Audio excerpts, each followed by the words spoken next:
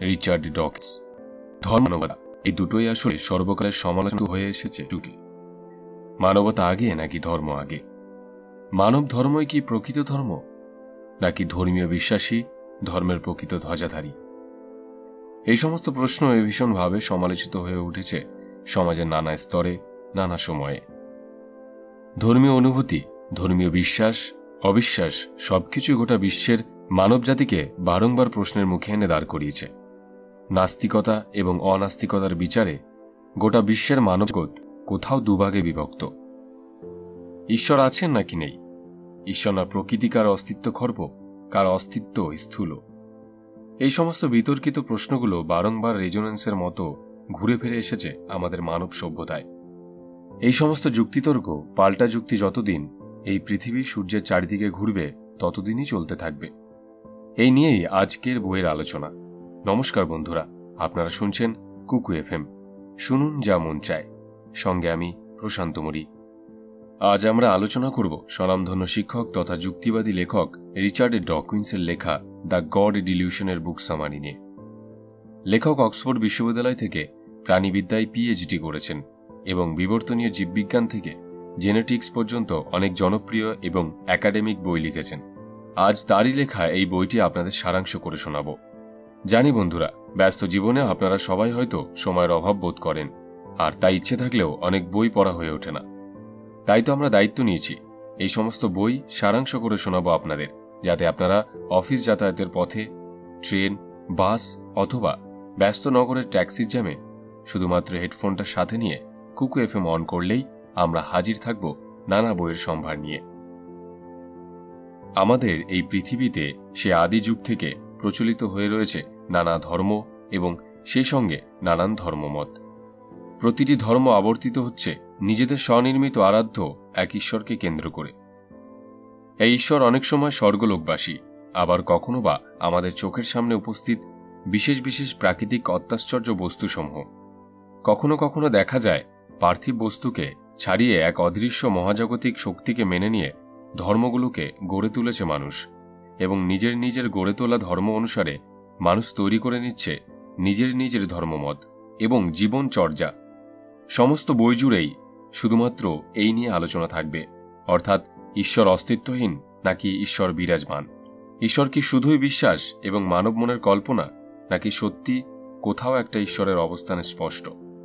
সমস্ত প্রশ্নের উত্তর খুঁজে পাবো কিনা জানি না, তবে এটুকু বিশ্বাস রাখি এই বই পড়ে বা তার সংক্ষিপ্তসার শুনে কোথাও আমরা অবচেতন মনে আরও দুবার ভাবব যে সত্যি ধর্ম আগে নাকি মানুষ আর মনুষ্যত্ব আগে।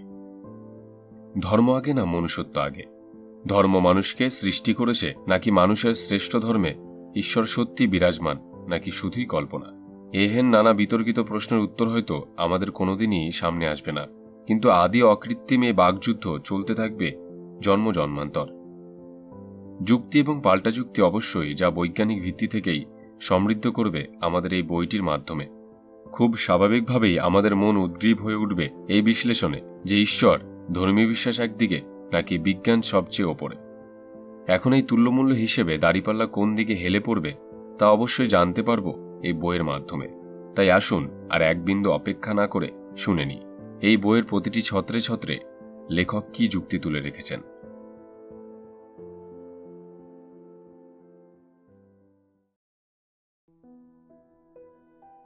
ধর্মীয় বিশ্বাস নাকি অন্ধবিশ্বাস?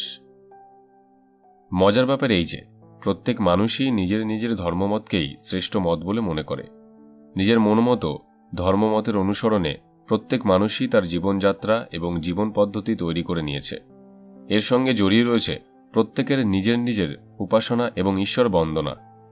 বর্তমান পৃথিবীতে হিন্দু, বৌদ্ধ, জৈন, খ্রিস্টান, ইহুদি, মুসলমান, পার্সিক, শিখ প্রভৃতি ধর্মমত ছাড়াও আরও অনেক ছোট ছোট সম্প্রদায় নিয়ে অনেক ধর্ম রয়েছে, এবং এরা সকলেই নিজের নিজের ধর্মকে একান্ত সত্য এবং পৃথিবীর সেরা ধর্ম বলে মনে করে থাকেন।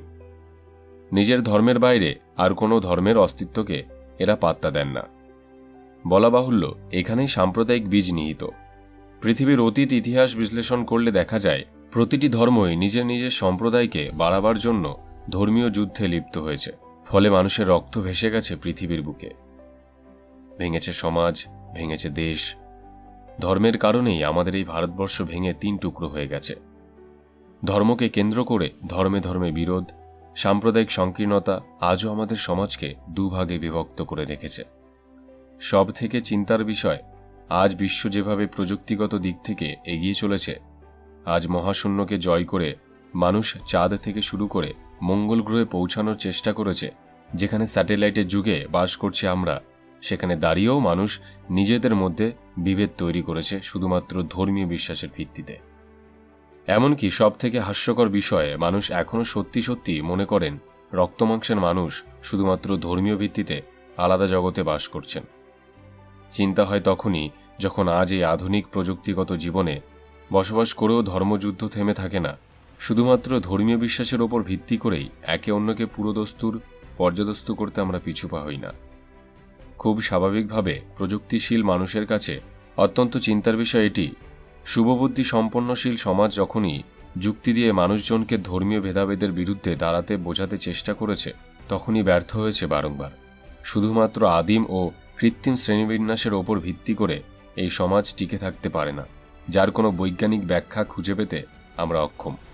প্রতিটি ধর্মের মৌলিক আদর্শ হল মানবপ্রেম, হিংসা নয়, পীড়ন নয়, মানুষকে ভালোবাসতে হবে। এটাই হলো প্রতিটি ধর্মের মূল কথা। জীবে প্রেম করে যেই জন, সেই জন সেবিছে ঈশ্বর। যীশুখ্রিস্ট প্রাণ উৎসর্গ করেছেন মানব প্রেমের কথা বলে। প্রেম ও অহিংসার কথা বলে গেছেন বুদ্ধ। হযরত মোহাম্মদ বলেছেন, বিশ্বাস ও মঙ্গলের ধর্ম হল ইসলাম। তিনি চেয়েছিলেন সাম্য ও মৈত্রী। মোট কথা, সকল ধর্মের মূল কথা হল মানব প্রেম এবং প্রতিটি মানুষের কল্যাণ সাধন। সংকীর্ণ সাম্প্রদায়িকতা যে ধর্ম নয়, তা যুগে যুগে ধর্মীয় মহাপুরুষরা দেখিয়ে গিয়েছেন। মহাপুরুষদের ওই নির্দেশ অমান্য করে এবং ধর্মের অপব্যাখ্যা করে আজ আমরা ভয়ঙ্কর বিভেদ ও সাম্প্রদায়িকতার পাকে ডুবে গেছি। সব ধর্মের ভেতরেই মাথাছাড়া দিয়েছে মৌলবাদীরা। তারা ধর্মকে বিকৃত করেছেন এবং সাম্প্রদায়িক বিদ্বেষ ছড়াচ্ছেন। তাই বাড়ছে দাঙ্গা, হানাহানি এবং রক্তপাত। শ্রী রামকৃষ্ণ বলেছেন, যত মত তত পথ, ধর্মের লক্ষ্য মানুষ, মানুষই সত্য, মানুষের কল্যাণেই ধর্মের চূড়ান্ত লক্ষ্য। তাই সাম্প্রদায়িক নামক মিথ্যেকে ধর্ম নাম দিয়ে চালানো অন্যায়। মানুষের শুভ চেতনাই পারে মানুষকে প্রকৃত ধর্মের পথে নিয়ে যেতে। ধর্ম বা রিলিজন শব্দটি পৃথিবীর সবচেয়ে পরিচিত এবং চর্চিত শব্দগুলোর মধ্যে একটি। ধর্ম নিয়ে আলোচনা বা ভাবনা শুরুর প্রথমেই মনে একটি প্রশ্নের উদয় হয়, ধর্ম কি? ধর্মের সংজ্ঞা প্রদানের ক্ষেত্রে ধর্ম প্রবর্তক এবং সাম্প্রদায়িকতাগণের কিছুটা পার্থক্য লক্ষ্য করা যায়। ধর্ম প্রবর্তকেরা ধর্মকে উপস্থাপন করেছেন একটি মহাপবিত্র ও পরম মতবাদ বা জীবনাদর্শন হিসেবে, আর সমাজতাত্ত্বিকেরা ধর্মের সংজ্ঞা, প্রকৃতি, আচারিক কার্যকলাপকে বিচার করেছেন নৈর্বৃত্তিকার মানদণ্ডে।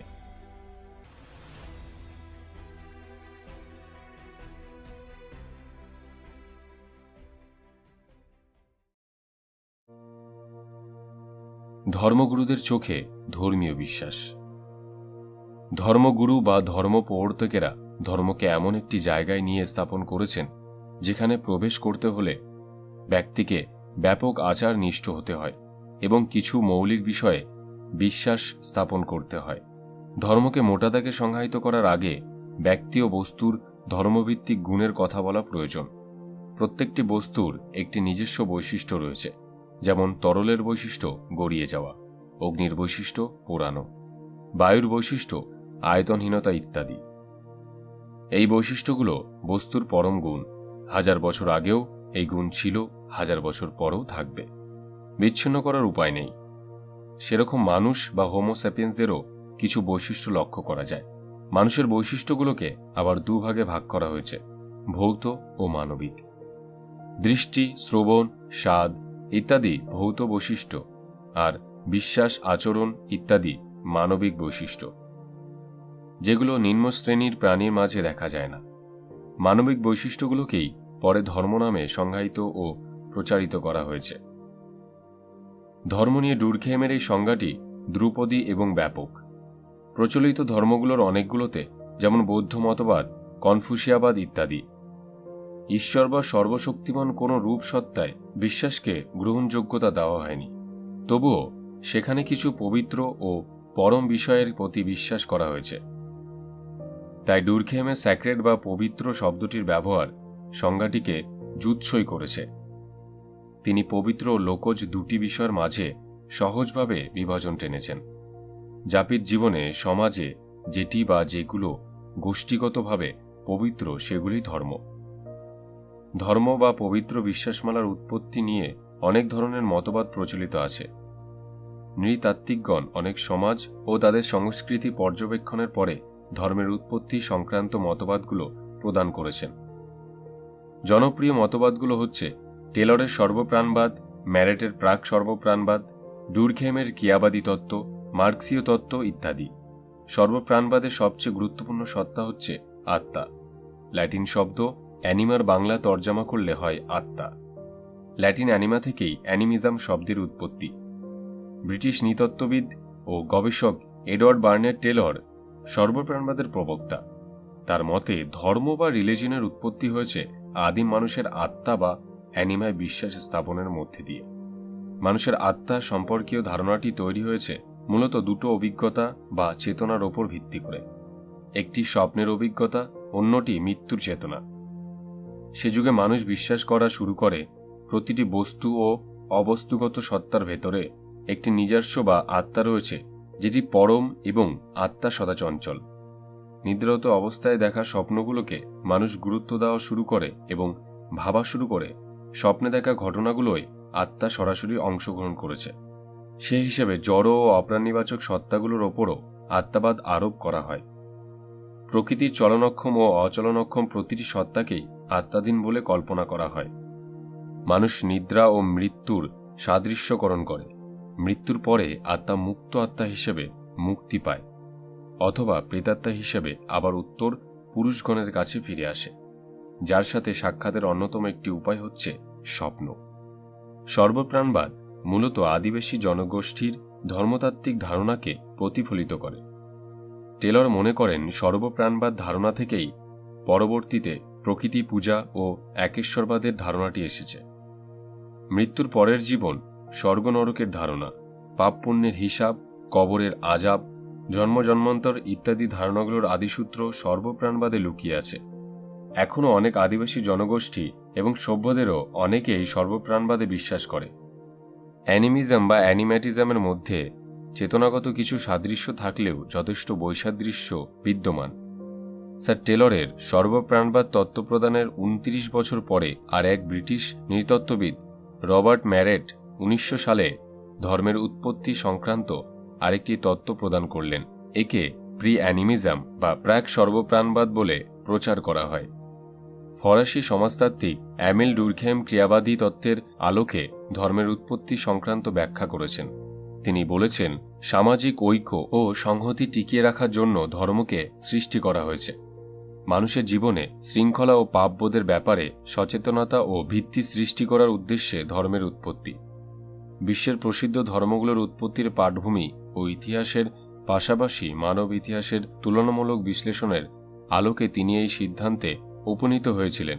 তিনি আরও বলেন যে বিশৃঙ্খলা সমাজকে জোর যার মুল্লুক তার রকমের অবস্থা থেকে উদার করে একটি শৃঙ্খলিত ও ভারসাম্যপূর্ণ সমাজে ধাবিত করার একটি মাত্র উপায় ছিল মহাজাগতিক, পবিত্র ও অতি প্রাকৃতিক শক্তির অবতারণা করা, যেটিতে বিশ্বাস স্থাপনের মাধ্যমে সমাজে বসবাসকারী প্রত্যেকে একটি দলভুক্ত হবে এবং কিছু নির্দেশমালা মেনে চলবে কঠোরভাবে।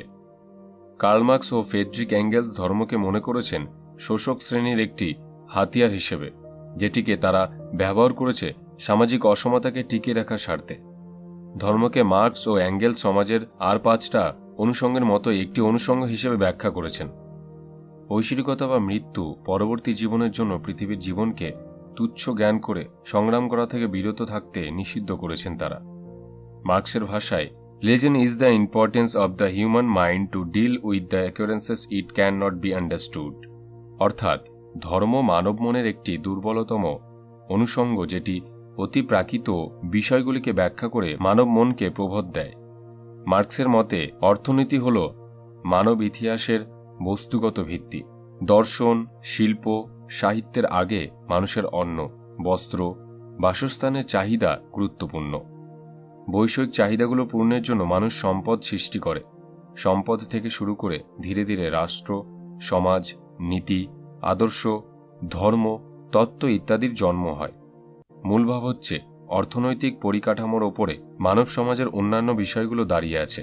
মার্কস ও অ্যাঙ্গেলস দেখিয়েছিলেন মানুষের চারিদিকের পরিবেশগত অক্ষমতা এবং সেটি হতে পরিত্রাণের সান্ত্বনা হিসেবেই ধর্মের উদ্ভব হয়েছে।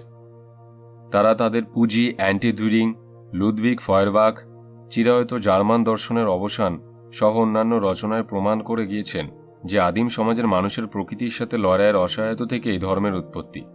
পাশাপাশি গোষ্ঠীবদ্ধ সমাজের দাস, সামন্ত, পুঁজিবাদী ও প্রাচ্য স্বৈরাচারী পর্যায়গুলোতে শাসক, প্রভু, সামন্ত, রাজাবর্গের শোষণের প্রতি প্রতিবাদ, অক্ষমতা বা পরাজয় থেকে যে অসহায়তার সৃষ্টি হয়েছে, সেটি থেকেই মানুষ একটি অতিপ্রাকৃত শক্তিতে বিশ্বাস স্থাপন করে।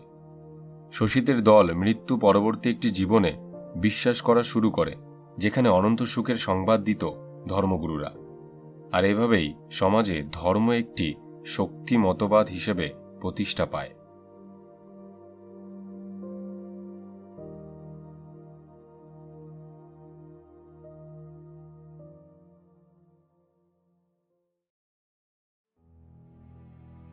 ধর্ম, ধর্মতত্ত্ব এই দুটি শব্দের বিশ্লেষণ।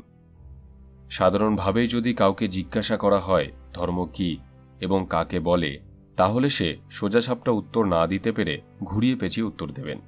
তাই শুরুতে ধর্ম কি এবং কাকে বলে তা জেনে নেওয়া দরকার। কলকাতা বিশ্ববিদ্যালয়ের বাংলা ভাষা ও সাহিত্যের প্রাক্তন অধ্যাপক শৈলেন্দ্র স্বভাব, শক্তি, গুণ অর্থাৎ বস্তুর অভ্যন্তরস্থ সেই নীতি যা সে মেনে চলতে বাধ্য থাকে। আগুন বা পানির এই গুণ চিরন্তন সত্য। লক্ষ বছর আগেও আগুন পোড়াতো, লক্ষ বছর পরেও পোড়াবে, এটাই তার ধর্ম। জেমস জি ফ্রেজার বলেন, ধর্ম মানুষের চেয়ে উন্নত ধরনের একটি শক্তির বিধান, যে শক্তি মানব জীবন ও প্রকৃতির ধারাকে নিয়ন্ত্রণ ও বিশ্লেষণ করে। টেলর বলেছেন, ধর্ম হচ্ছে প্রেতাত্মায় বিশ্বাস। নাস্তিক কার্ল মার্কস বলেছেন, ধর্ম হল আফিনের মতো। ডক্টর অভিজিৎ রায় বলেছেন, ধর্ম একটি ভাইরাস। স্বামী বিবেকানন্দ বলেছেন, ধর্ম এমন একটি ভাব যাহা পশুকে মনুষ্যত্ব ও মানুষকে দেবত্বে উন্নীত করে। মোট কথা হল, ধর্ম হল স্রষ্টার প্রতি বিশ্বাস। অন্যভাবে বলা যায়, ধর্ম হল স্রষ্টার সাথে সৃষ্টির সম্পর্ক। পৃথিবীতে ধর্মের কিভাবে শুরু এবং উৎপত্তি হয়েছিল তার ব্যাখ্যা ও ইতিহাস বিস্তর। তবে 3 থেকে 5 লক্ষ বছর আগে মধ্যপ্রস্তর যুগে ধর্মীয় আচার আচরণের সাক্ষ্য প্রমাণ পাওয়া যায়। কিন্তু মানুষ যখন মাত্র 5 বছর আগে লেখার প্রচলন শুরু করে, কেবল তখনই ধর্ম লিপিবদ্ধ করা সম্ভব হয়েছে। 5 বছর পূর্বে ধর্ম সম্পর্কে সুনির্দিষ্টভাবে কোনো জায়গায় তেমন কিছু বলা হয়নি বলে জানি আমি যতদূর। আবার সময়ের সাথে সাথে অনেক ধর্মের উৎপত্তি হয়েছে উত্থান, পতন এবং সময়ের সঙ্গে একসময় হারিয়েও গেছে। The sentence does not make sense.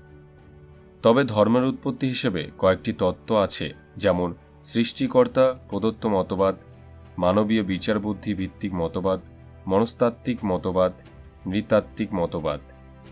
সৃষ্টিকর্তা প্রদত্ত মতবাদ মানুষকে বিশ্বাস করতে বলে যে পৃথিবীর সৃষ্টির আদিকাল থেকেই একজন ঈশ্বর আছেন এবং তিনিই ধর্মের প্রবক্তা।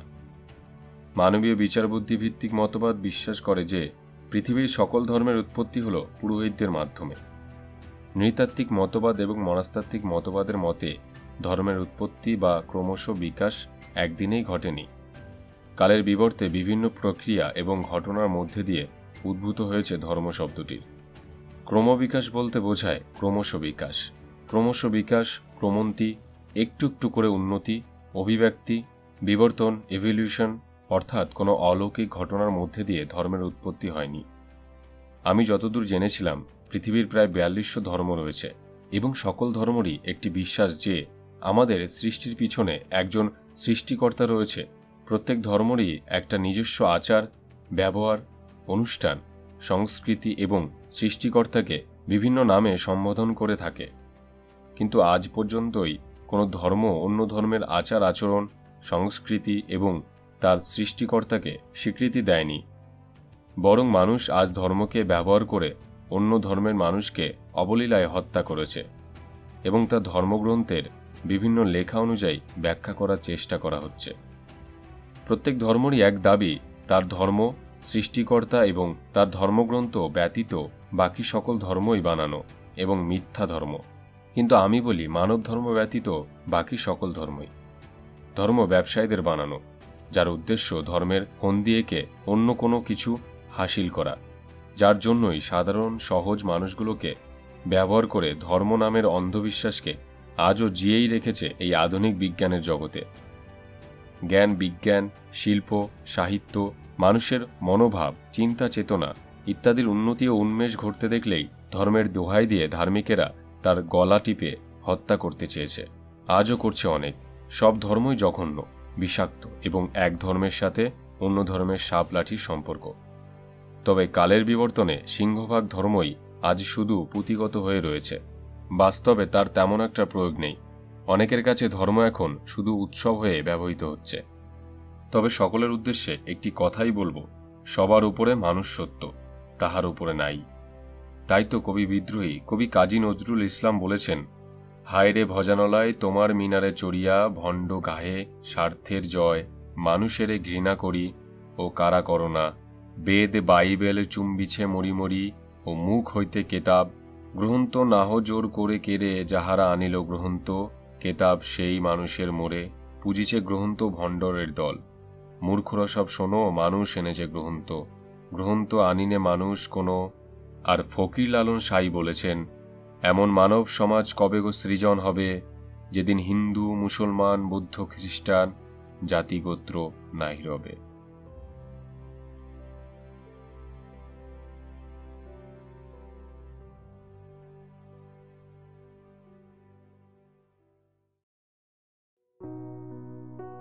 ধর্মের উৎপত্তি ও ক্রমবিকাশ। মানব সমাজে বিশৃঙ্খলা, রাহাজানি, হানাহানি, খুনোখুনি ও অস্থিতিশীলতা চিরতরে দূরীকরণের জন্য পৃথিবীর প্রতিটি ধর্মসমূহ ও শান্তির বাণী নিয়ে এসেছে। যদিও আধুনিক সমাজে ধর্মের অপচর্চা ও ধর্মান্ধতায় বিশ্বে কিছু সন্ত্রাস ও জঙ্গিদের উত্থান লক্ষণীয়, তথাপি প্রকৃতপক্ষে ধর্ম মানুষকে মনুষ্যত্ব সম্পন্ন ও সৃষ্টির প্রতি সহানুভূতিশীল করে তোলে। ধর্মকে আরবিতে দিন বা জীবন ব্যবস্থা বলা হয়ে থাকে। মানুষের জীবন পরিক্রমায় সবচেয়ে পুরনো ও অনিবার্য বিষয় হল ধর্ম। এই কারণে প্রাগৈতিহাসিক, ঐতিহাসিক, প্রাচীন ও আধুনিক সমাজ জীবনে কোনো না কোনোভাবেই ধর্মের উপস্থিতি লক্ষ্য করা যায়। ধর্মের উৎপত্তি ও উদ্ভব নিয়ে যথেষ্ট মতভেদ থাকলেও ধর্ম যেসব মানুষের হৃদয় তথা আত্মার আহ্বান বা উপলব্ধি, সেটা অস্বীকার করার কোনো উপায় নেই। এখনও পর্যন্ত ধর্মের উৎপত্তি ও উৎস নিয়ে ধর্মতাত্ত্বিক, দার্শনিক, নৃতত্ত্ববিদ ও সমাজ বিজ্ঞানীদের মধ্যে মতৈক্য হয়নি। ধর্মের উৎপত্তি ও উৎসের মাধ্যমে রয়েছে ঈশ্বর ও প্রাত্যদেশবাদ, নৃতাত্ত্বিক ও মনস্তাত্ত্বিক মতবাদ। তুলনামূলক ধর্ম ও আন্তঃধর্মীয় সংলাপ নিয়েই প্রচুর বিতর্ক রয়েছে। ধর্ম হল কোনো অতিপ্রাকৃত সত্তায় বিশ্বাস, যে বিশ্বাস মানুষের জীবনের সব অনুভূতি ও ক্রিয়াকে নিয়ন্ত্রণ করে। আর্থসামাজিক অবনতির অনেকগুলো কারণের মধ্যে প্রধান অন্যতম কারণ হচ্ছে ধর্ম। সমাজবিজ্ঞান ও নৃবিজ্ঞানের আধুনিক গবেষণা থেকে জানা যায়, আদিম অসহায় মানুষদের অজ্ঞতা, কল্পনা আর ভয়ভীতি থেকে একদা ধর্মের উৎপত্তি, এবং এর যাত্রা শুরু হয় 40,000 বছর আগের মানুষের আর এক পূর্ব প্রজাতির নিয়ান্ডারথাল প্রজাতি থেকে। ধীরে ধীরে সময়ের সাথে সাথে মানুষের যেমন ক্রমশ বিকাশ ঘটেছে, চিন্তা চেতনা নানা স্বরূপ প্রস্ফুটিত হয়েছে এবং আঙ্গিকে বিভিন্ন দর্শনে এবং ধর্মীয় চেতনারও বিস্তৃত ঘটেছে বিভিন্ন বিভিন্ন রূপে। বিভিন্ন মানুষ বনে জঙ্গলে হিংস্র পশুর আক্রমণ, বেঁচে থাকার জন্য খাদ্য সংগ্রহে সুবিধার্থে আর প্রাকৃতিক দুর্যোগ, বন্যা, খরা, অধিক বৃষ্টি, অনাবৃষ্টি, দাবানলা ইত্যাদি থেকে রক্ষা পেতে গোষ্ঠীবদ্ধ হয়েছে। গোষ্ঠীবদ্ধ থেকে সমাজবদ্ধ হয়েছে। সমাজ থেকে রাষ্ট্রীয় কাঠামো তৈরি করেছে।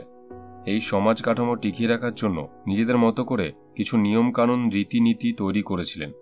পরবর্তীতে বিভিন্ন প্রেক্ষাপটে প্রাক ধর্মীয় চেতনা বিস্তার লাভ করে। দীর্ঘ সময়ে প্রাক ধর্মীয় চেতনা যেমন আত্মাধারণা থেকে টোটেমবাদ, টোটেমবাদ থেকে সর্বপ্রাণবাদ, সর্বপ্রাণবাদ থেকে সর্বেশ্বরবাদ, সর্বেশ্বরবাদ থেকে বহুশ্বরবাদে মোড় নিয়েছে। তবে এগুলো সবসময় সব জায়গায় কখনো একরৌখিক ছিল না। স্থান, কাল, ভেদ, পরিবেশ পরিস্থিতির সাথে পরিবর্তিত হয়েছে, সমন্বিত হয়েছে। ধীরে ধীরে মানুষ বহু ঈশ্বরবাদ থেকে একেশ্বরবাদে পৌঁছেছে। মানুষের এই সাংস্কৃতিক বিকাশের ধারা নৃবিজ্ঞান, প্রত্নতত্ত্ব, মনোবিজ্ঞান, সমাজবিজ্ঞানের বিভিন্ন গবেষণা দ্বারা ইতিমধ্যে প্রমাণিত প্রতিটি প্রাকৃতিক ঘটনার পেছনে প্রাচীন মানুষ এক বা একাধিক দেবদেবী ঈশ্বরের উপস্থিতি কেন কল্পনা করতেন, গবেষকরা আজ তার কারণ উদ্ঘাটন করেছেন। ধর্মতত্ত্ব শব্দটি দুটি শব্দের সমন্বয়ে ঘটিত, ধর্ম ও তত্ত্ব। ধর্ম হল ঈশ্বরের উপাসনা, বিধিবিধান, পদ্ধতি, আচার আচরণ বিষয়ক নির্দেশ ও তত্ত্ব, শাস্ত্র, সুনীতি, সাধনার পথ, স্বভাব ও গুণ। সংস্কৃত ধৃ ধাতুর সাথে মন প্রত্যয় যুক্ত হয়ে ধর্ম শব্দটির উৎপত্তি। ধু ধাতুর অর্থ ধারণ করা, তাই ধর্ম বলতে বোঝায় যা কোনো কিছুর অস্তিত্বকে ধারণ করে। অন্যদিকে তত্ত্ব শব্দটির অর্থ স্বরূপ বা যথার্থ, বস্তুস্বরূপ, ভাব বা তাৎপর্য, সংবাদ বা খবর, অনুসন্ধান, খোঁজ বা বার্তা, অধ্যয়ন, জ্ঞান ইত্যাদি। সুতরাং ধর্মতত্ত্ব হল ইতিহাস স্বীকৃত কোনো ধর্ম থেকে উৎপন্ন ধর্ম সম্পর্কিত বিশ্বাস ও মতবাদের সুসংহত পদ্ধতি।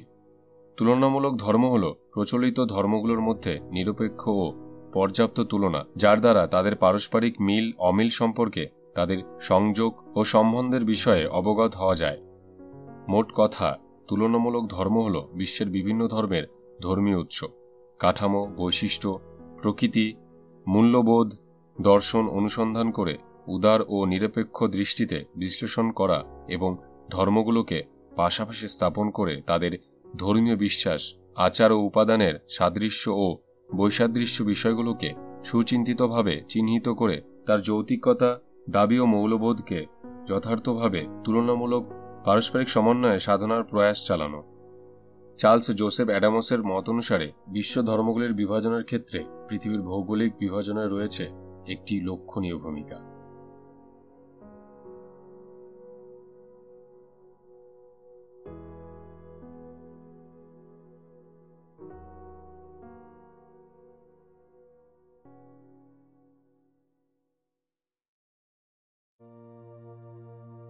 ধর্মনিরপেক্ষতাবাদ কি মানব মনের অন্ধবিশ্বাস থেকে মুক্তির গোপন পথ?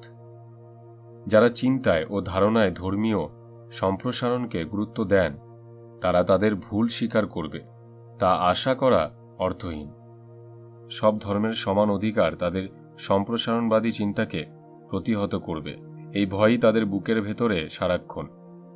যারা ধর্মীয় সাম্রাজ্যবাদ, তাদের এটা সইবে কেন, এই আলোচনায় তাদের কথা না বললেই ভালো।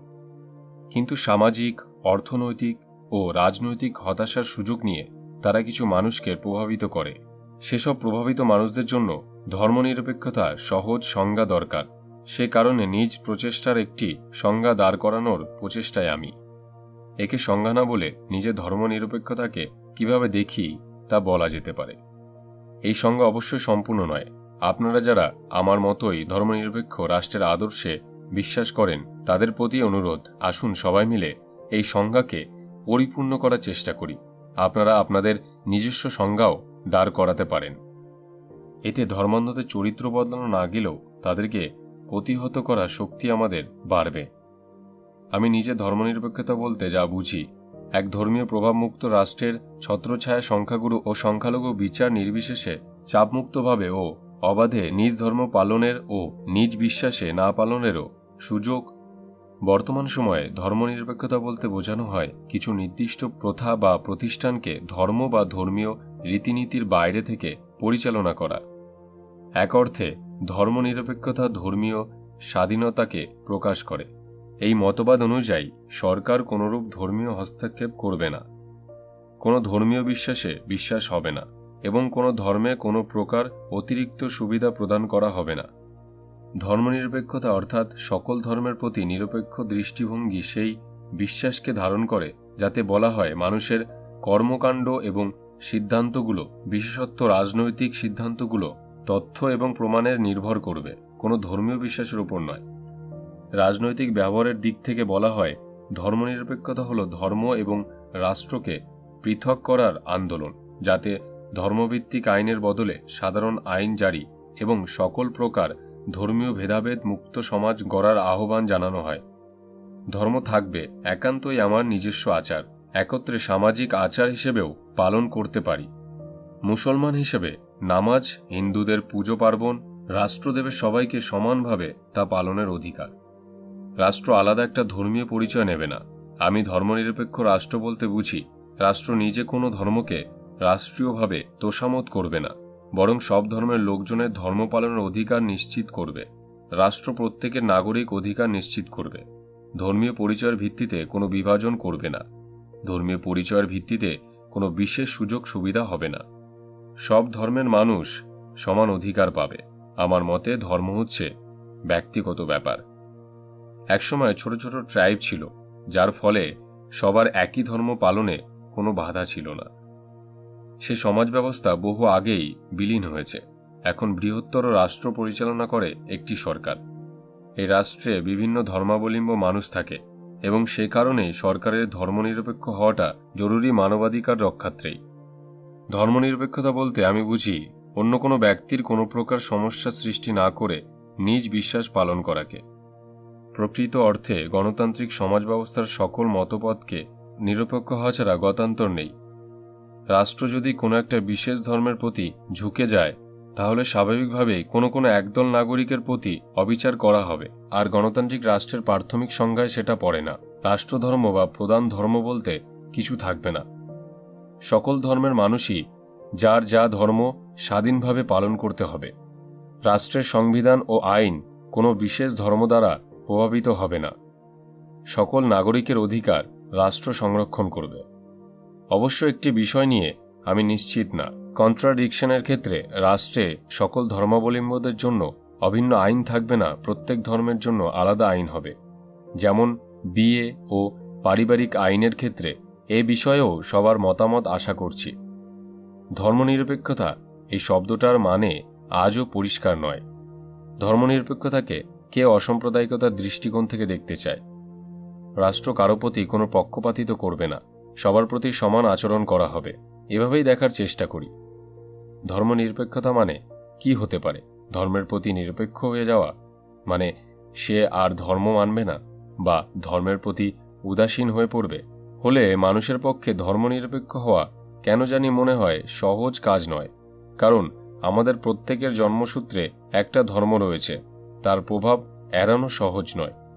অনেকে নাস্তিক হন, তবে মানুষ চেষ্টা করলে সাম্প্রদায়িক হয়তো হতে পারে। সে শুধু তখন নিজের সম্প্রদায়কেই ফেভার করবে না।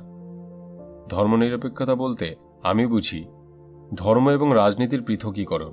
রাষ্ট্র কোনো বিশেষ ধর্মের পৃষ্ঠপোষকতা করবে না। সব ধর্ম, এমনকি ধর্মহীনতাও রাষ্ট্রের দৃষ্টিতে সমান হতে হবে। একটি ধর্মনিরপেক্ষ রাষ্ট্রের কাছে ধর্ম তার সমস্ত রাষ্ট্রিক, নৃতাত্ত্বিক ও সাংস্কৃতিক দিক থেকে গুরুত্বপূর্ণ। পশ্চাতের ভোগবাদী সমাজে ধর্ম যেমন তার সমস্ত ভাবালতা নিয়ে সমাজে বিদ্যমান, তেমনি প্রাচ্য প্রাতীচ্যের রাষ্ট্রগুলোতেও বিদ্যমান। এটা ধর্মের ঐতিহাসিক সংস্কৃতিগত দিক। সকল ধর্মকে শ্রদ্ধা করা, ধর্মীয় পরিচয়কে বাধা হিসেবে না দেখা। ধর্মহীনতা বা ধর্ম পালন না করা আর ধর্মনিরপেক্ষতা এক নয়। শেষে শুধু এটাই বলার, রাষ্ট্র ও ধর্ম থাকবে আলাদা। এতে ধর্ম ও রাষ্ট্রের দুইয়েরই ভালো হবে। দুটোকে মিলিয়ে ফেললেই শুরু হবে দ্বন্দ্বের, ভুল বোঝাবুঝির, অপারেশনের, আধ্যাত্মিকতার গালি চাপা দেওয়া হবে, গলা চাপা দেওয়া হবে, একইভাবে মুক্তিবুদ্ধি চর্চার। এর শেষ হবে রক্তের গঙ্গা বয়ে দেওয়ার মধ্যে দিয়ে। আমার মনে হয় এখানে মানবতাবাদ আর ধর্মীয় মতবাদ একই কথা বলে। তারা সকলেই চায় শান্তি।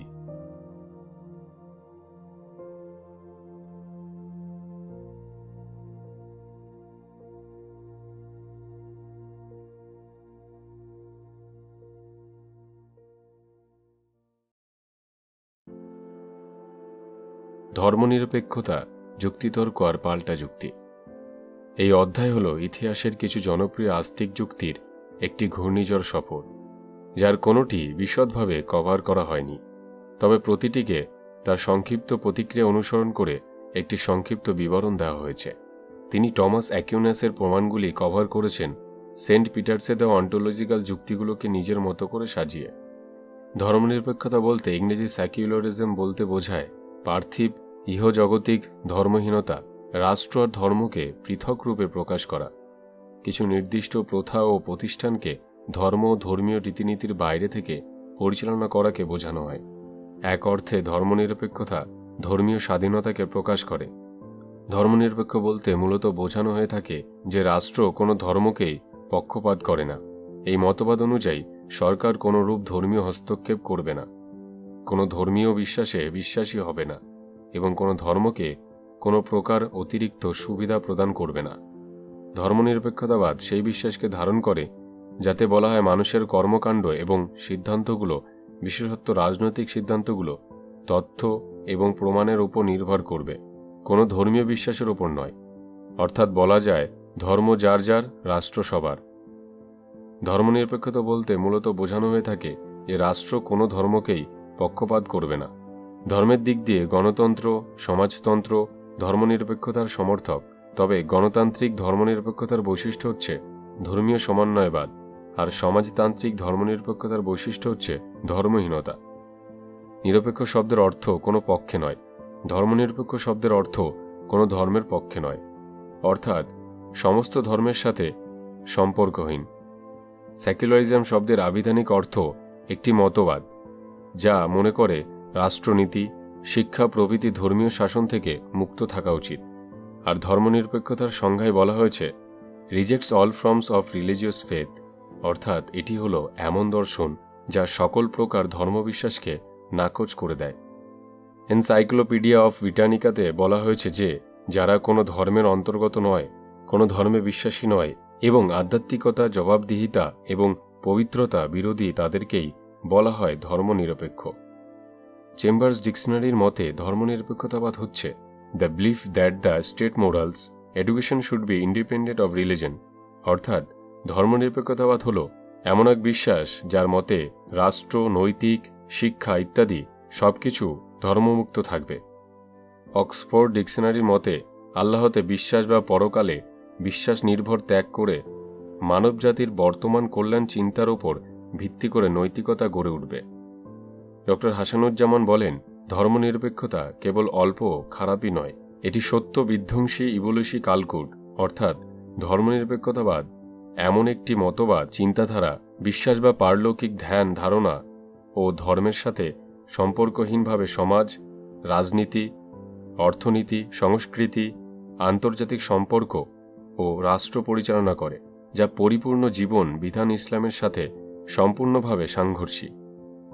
ধর্মনিরপেক্ষতা বা সেকুলারিজম শব্দটি 1851 সালে ব্রিটিশ লেখক জর্জ জেকব ইলিয়ক প্রথম ব্যবহার করেন। জর্জ জেকব ধর্মের কোনোরকম সমালোচনা ছাড়া সমাজে শৃঙ্খলা আনয়নের জন্য তার এই ধর্মনিরপেক্ষতা ধারণা প্রকাশ করেন। তিনি এই মতবাদকে আরও বিস্তৃত করেন এবং বলেন যে ধর্মনিরপেক্ষতা খ্রিস্ট ধর্মের বিরুদ্ধের কোনো মতবাদ নয়, এটি একটি স্বাধীন সত্তা। ধর্মের অস্তিত্ব নিয়ে এটি কোনো প্রশ্ন তোলে না, কিন্তু অন্যদের ধর্মনিরপেক্ষ হতে উৎসাহিত করে। জর্জ জেকব 1896 সালে তার ধর্মনিরপেক্ষতা সম্পর্কিত এক প্রকাশনায় ধর্মনিরপেক্ষতাকে নিম্নলিখিতভাবে সংজ্ঞায়িত করেছেন। ধর্মনিরপেক্ষতার জীবন বিশুদ্ধরূপে মানুষের বিবেচনার উপর প্রতিষ্ঠিত। যারা ধর্মের অনির্দিষ্ট বা অপর্যাপ্ত, অবিশ্বাস্য বা অবিশ্বাস্য ধর্মতত্ত্বকে বিশ্লেষণ করতে ইচ্ছুক তাদের জন্যই এই মতবাদের উৎপত্তি। এর তিনটি মূল ভিত্তি বিদ্যমান, যথা উন্নয়ন জীবনকে নৈতিক গুণাবলীর ভিত্তিতে গড়ে তুলতে, বিজ্ঞান মানুষের উপলব্ধির যে কাজ ভালো তাকে ভালোভাবে মূল্যায়ন করতে হবে এবং পার্থিব জীবনের সার্বিক কল্যাণকেই বেশি প্রাধান্য দিতে হবে। সাধারণভাবে ধর্মনিরপেক্ষ শব্দটি যারা ব্যবহার করেন তারা এর মাধ্যমে যা বোঝাতে চান আদতে তা বোঝায় না।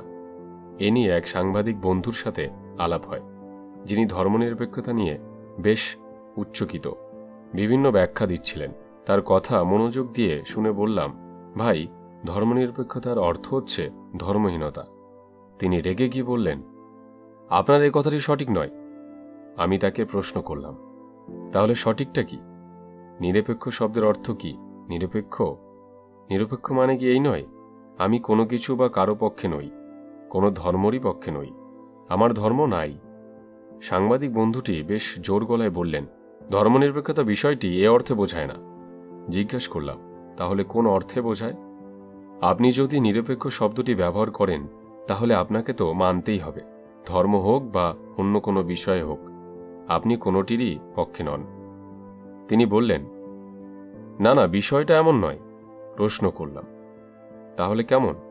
এটা কি হতে পারে আপনি কোনোটারই পক্ষে না, এদিকেও না সেদিকেও না? তবে হ্যাঁ, আপনি এমন এক নীতি অবলম্বন করতে পারেন যা মাঝামাঝি। যিনি ধর্ম মানেন না বা নাস্তিক, সেটাও তার একটা নীতি। তিনি নিজস্ব যুক্তি দিয়ে এ নীতি বা পথ বিশ্বাস করেন। তবে আপনি ধর্মবিশ্বাসী হয়ে যখন ধর্মনিরপেক্ষতার কথা বলবেন, তখন কিন্তু তা স্ববিরোধী হয়ে যায়। তিনি বললেন, আসলে ধর্মনিরপেক্ষতা ধর্মহীনতা অর্থে বোঝায় না।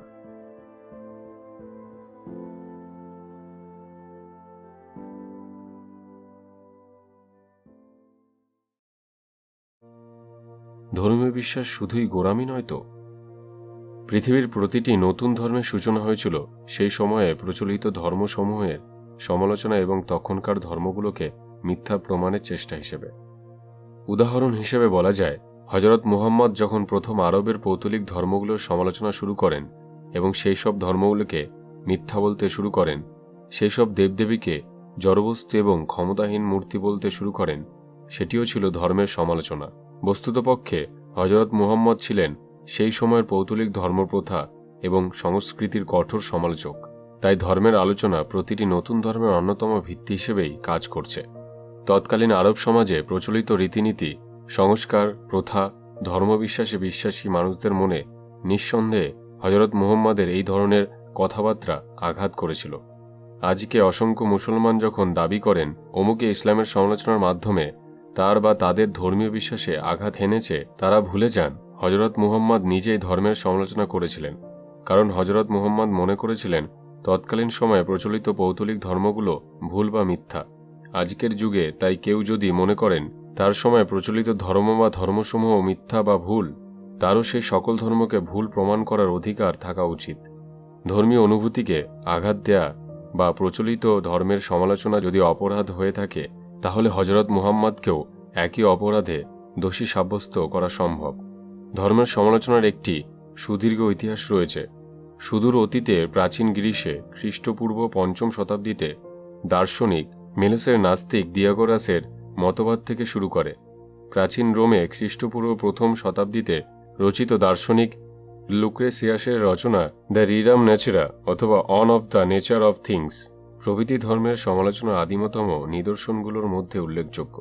ধর্মের সমালোচনার বিষয়টি জটিল আকার ধারণ করে, কারণ পৃথিবীর বিভিন্ন সংস্কৃতি ও ভাষায় ধর্মের বিচিত্র সব সংজ্ঞা ও ধারণা পাওয়া যায়, যেগুলো একটি আরেকটির থেকে নানাভাবে আলাদা। ধর্মীয় মতবাদ সমূহের মধ্যে একশ্বরবাদ, বহুশ্বরবাদ, সর্বেশ্বরবাদ, নিরীশ্বরবাদ প্রভৃতি শাখা প্রশাখার এবং খ্রিস্ট ধর্ম, ইহুদি ধর্ম, ইসলাম ধর্ম, তাওয়িজম, বৌদ্ধ ধর্ম এবং এরূপ অসংখ্য সুনির্দিষ্ট বিচিত্র মতবাদের অস্তিত্ব থাকায় প্রায়শই নির্দিষ্ট করে বলা সম্ভব হয় না যে ঠিক কোনো ধর্মীয় মতবাদকে উদ্দেশ্য করে সমালোচনা করা হচ্ছে। পৃথিবীর সব স্বতন্ত্র ধর্মীয় নিজেদের মতবাদের সততা দাবি করে এবং অন্য সব স্বতন্ত্র ধর্মীয় মতবাদসমূহকে নাকচ করে। সমালোচনাকারীরা ধর্মের সমালোচনা করার সময় সাধারণত ধর্মগুলোকে সেকেলে অনুসারী ব্যক্তির জন্য ক্ষতিকর, সমাজের জন্য ক্ষতিকর, বৈজ্ঞানিক অগ্রগতির পথে প্রতিবন্ধকতা স্বরূপ, অনৈতিক আচরণ ও প্রথার উৎস এবং সামাজিক নিয়ন্ত্রণের রাজনৈতিক হাতিয়ার হিসেবে বিবেচনা করে থাকেন। ধর্মের সমালোচনা বলতে বোঝানো হয় ধর্মীয় ধ্যান ধারণা, ধর্মীয় মতবাদ, ধর্মের যথার্থতা এবং ধর্মচর্চার সাথে সংশ্লিষ্ট আচার অনুষ্ঠান, প্রথা, রীতিনীতি এবং তৎসংশ্লিষ্ট রাজনৈতিক ও সামাজিক ইঙ্গিতসমূহের গঠনমূলক সমালোচনা। ঊনবিংশ শতাব্দীতে বিভিন্ন সংস্কৃতি ও ধর্মের বিভিন্ন প্রকারের জ্ঞান এবং মানব অগ্রগতির অর্থনৈতিক ও সামাজিক ইতিহাস প্রতিষ্ঠার ক্ষেত্রে নাটকীয় হারে বৃদ্ধি ঘটেছে। ধর্মের ইতিহাস এই ধর্মীয় বৈচিত্র্যের জন্য একটি বিশেষ গোষ্ঠীর সামাজিক ও অর্থনৈতিক অবস্থার সাথে সংযোগ স্থাপন করে।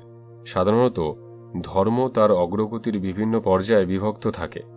এটা হতে পারে সহজ থেকে জটিল সমাজের দিকে, বিশেষ করে বহুশ্বরবাদ থেকে একেশ্বরবাদী ধারণার দিকে ধাবিত হচ্ছে। কেউ কেউ ধর্মকে লিঙ্গাগ্রছর মোচেদন করার বিষয় নিয়ে শ্রেণীবিন্যাস করে থাকেন। কেউ বা ধর্মান্তরিত হন, অর্থাৎ অন্যান্য ধর্মের মানুষকে নিজ ধর্মে রূপান্তরিত করার চেষ্টা করেন এবং অধর্মান্তরিত হিসেবে শ্রেণীবিন্যাস করে থাকেন আবার অনেক ধর্মে একই রকম কিছু সাধারণ বিশ্বাস থাকে। পৃথিবীর অধিকাংশ জাতি আর্য সংস্কৃতির কাছে ঋণী। সিংহল, ব্রহ্মদেশ, শ্যাম, কম্বোজ, কোচিন, মালয়, জবদ্বীপ, বালি, সুমাত্রা, চীন, জাপান, কোরিয়া, যে কোনো জাতিরই ইতিহাস খুলে দেখি না কেন, সর্বত্রই এক কথা, তাদের ধর্ম, তাদের সংস্কৃতি এই আর্য সভ্যতার দ্বারায় অনেক অংশে পুস্ত সুদূর মেক্সিকো, গ্রিস এবং রোমেও যে এই ধারা পৌঁছেছিল তার নিদর্শনেরও অভাব নেই। আর্য ধর্মের শাশ্বত অনুশাসনের মধ্যেই প্রথম মানব সভ্যতা ও সমাজ সংস্কৃতির সনাতন রূপটি সার্থক রূপে ধরা পড়েছিল। সত্যদ্রষ্টা আর্য ঋষির তপস্নিগ্ধ অনুশাসন মানুষের বহুমূর্খী ও অন্তমূর্খী উভয়বিধ উন্নতি, বিধান ও সমাজ ব্যবস্থার কার্যরূপায়নের জন্য কার্যকারী হয়েছিল। আবার তা অন্য ধর্ম বিদ্বেষী নয়, বরং সমন্বয় ধর্মী। এই জন্যই ভারতীয় সংস্কৃতি সর্বত্র সমাদর পেয়েছে। বিভিন্ন ধর্ম ও সংস্কৃতির সমন্বয়ের বাণী প্রচারই আর্য সভ্যতার মূল সুর। যখন মিশর, ব্যাবিলন প্রভৃতি দেশ পরস্পরের মধ্যে ধর্মের যথার্থ রূপ এবং দেবদেবীর যথার্থ প্রকৃতি নিয়ে বিবাদে মত্ত, তখনই ভারতের তপবন থেকে উচ্চারিত হয়েছিল সেই সনাতন মহাবাণী, একাংশদীপ্রা বহুধা বদন্তি, অর্থাৎ ব্রহ্ম এক। ঋষিগণ নানানভাবে বলে থাকেন। মানব সভ্যতার উষাকালে হয়তো পৃথিবীর অনেক দেশই সমাজ সভ্যতা, সংস্কৃতি, ধর্মের বিকাশ হয়েছিল, কিন্তু তা আজ ইতিহাসের উপকরণ মাত্র। একমাত্র ভারতবর্ষই তার সনাতন সত্যকে চিরকাল বহন করে চলেছে, কারণ তা ব্যক্তিবিশেষের দ্বারা প্রতিষ্ঠিত নয়। ইহা চিরন্তন। বহিরাক্রমণ, রাজনৈতিক সংঘাত, অর্থনৈতিক বিপর্যয় কোনো কিছুই ভারতের এই প্রাণ মন্দাকিনীর গতিরোধ করতে পারেনি। আপাতদৃষ্টিতে জাতির অবিরাম চলার ছন্দ হয়তো কখনো ব্যাহত হয়েছে, হয়তোবা আর্য সমাজ বন্ধন কখনো হয়ে পড়েছে শিথিল, কিন্তু তাতে কি আসে যায়? সঙ্গে সঙ্গে আবির্ভূত হয়েছে কোনো মহামানব, দূর করে দিয়েছেন বহির্জীবনের সমস্ত ক্লেদ গ্লানি, সবকিছুরই হয়ে গিয়েছে সুষ্ঠু সমাধান।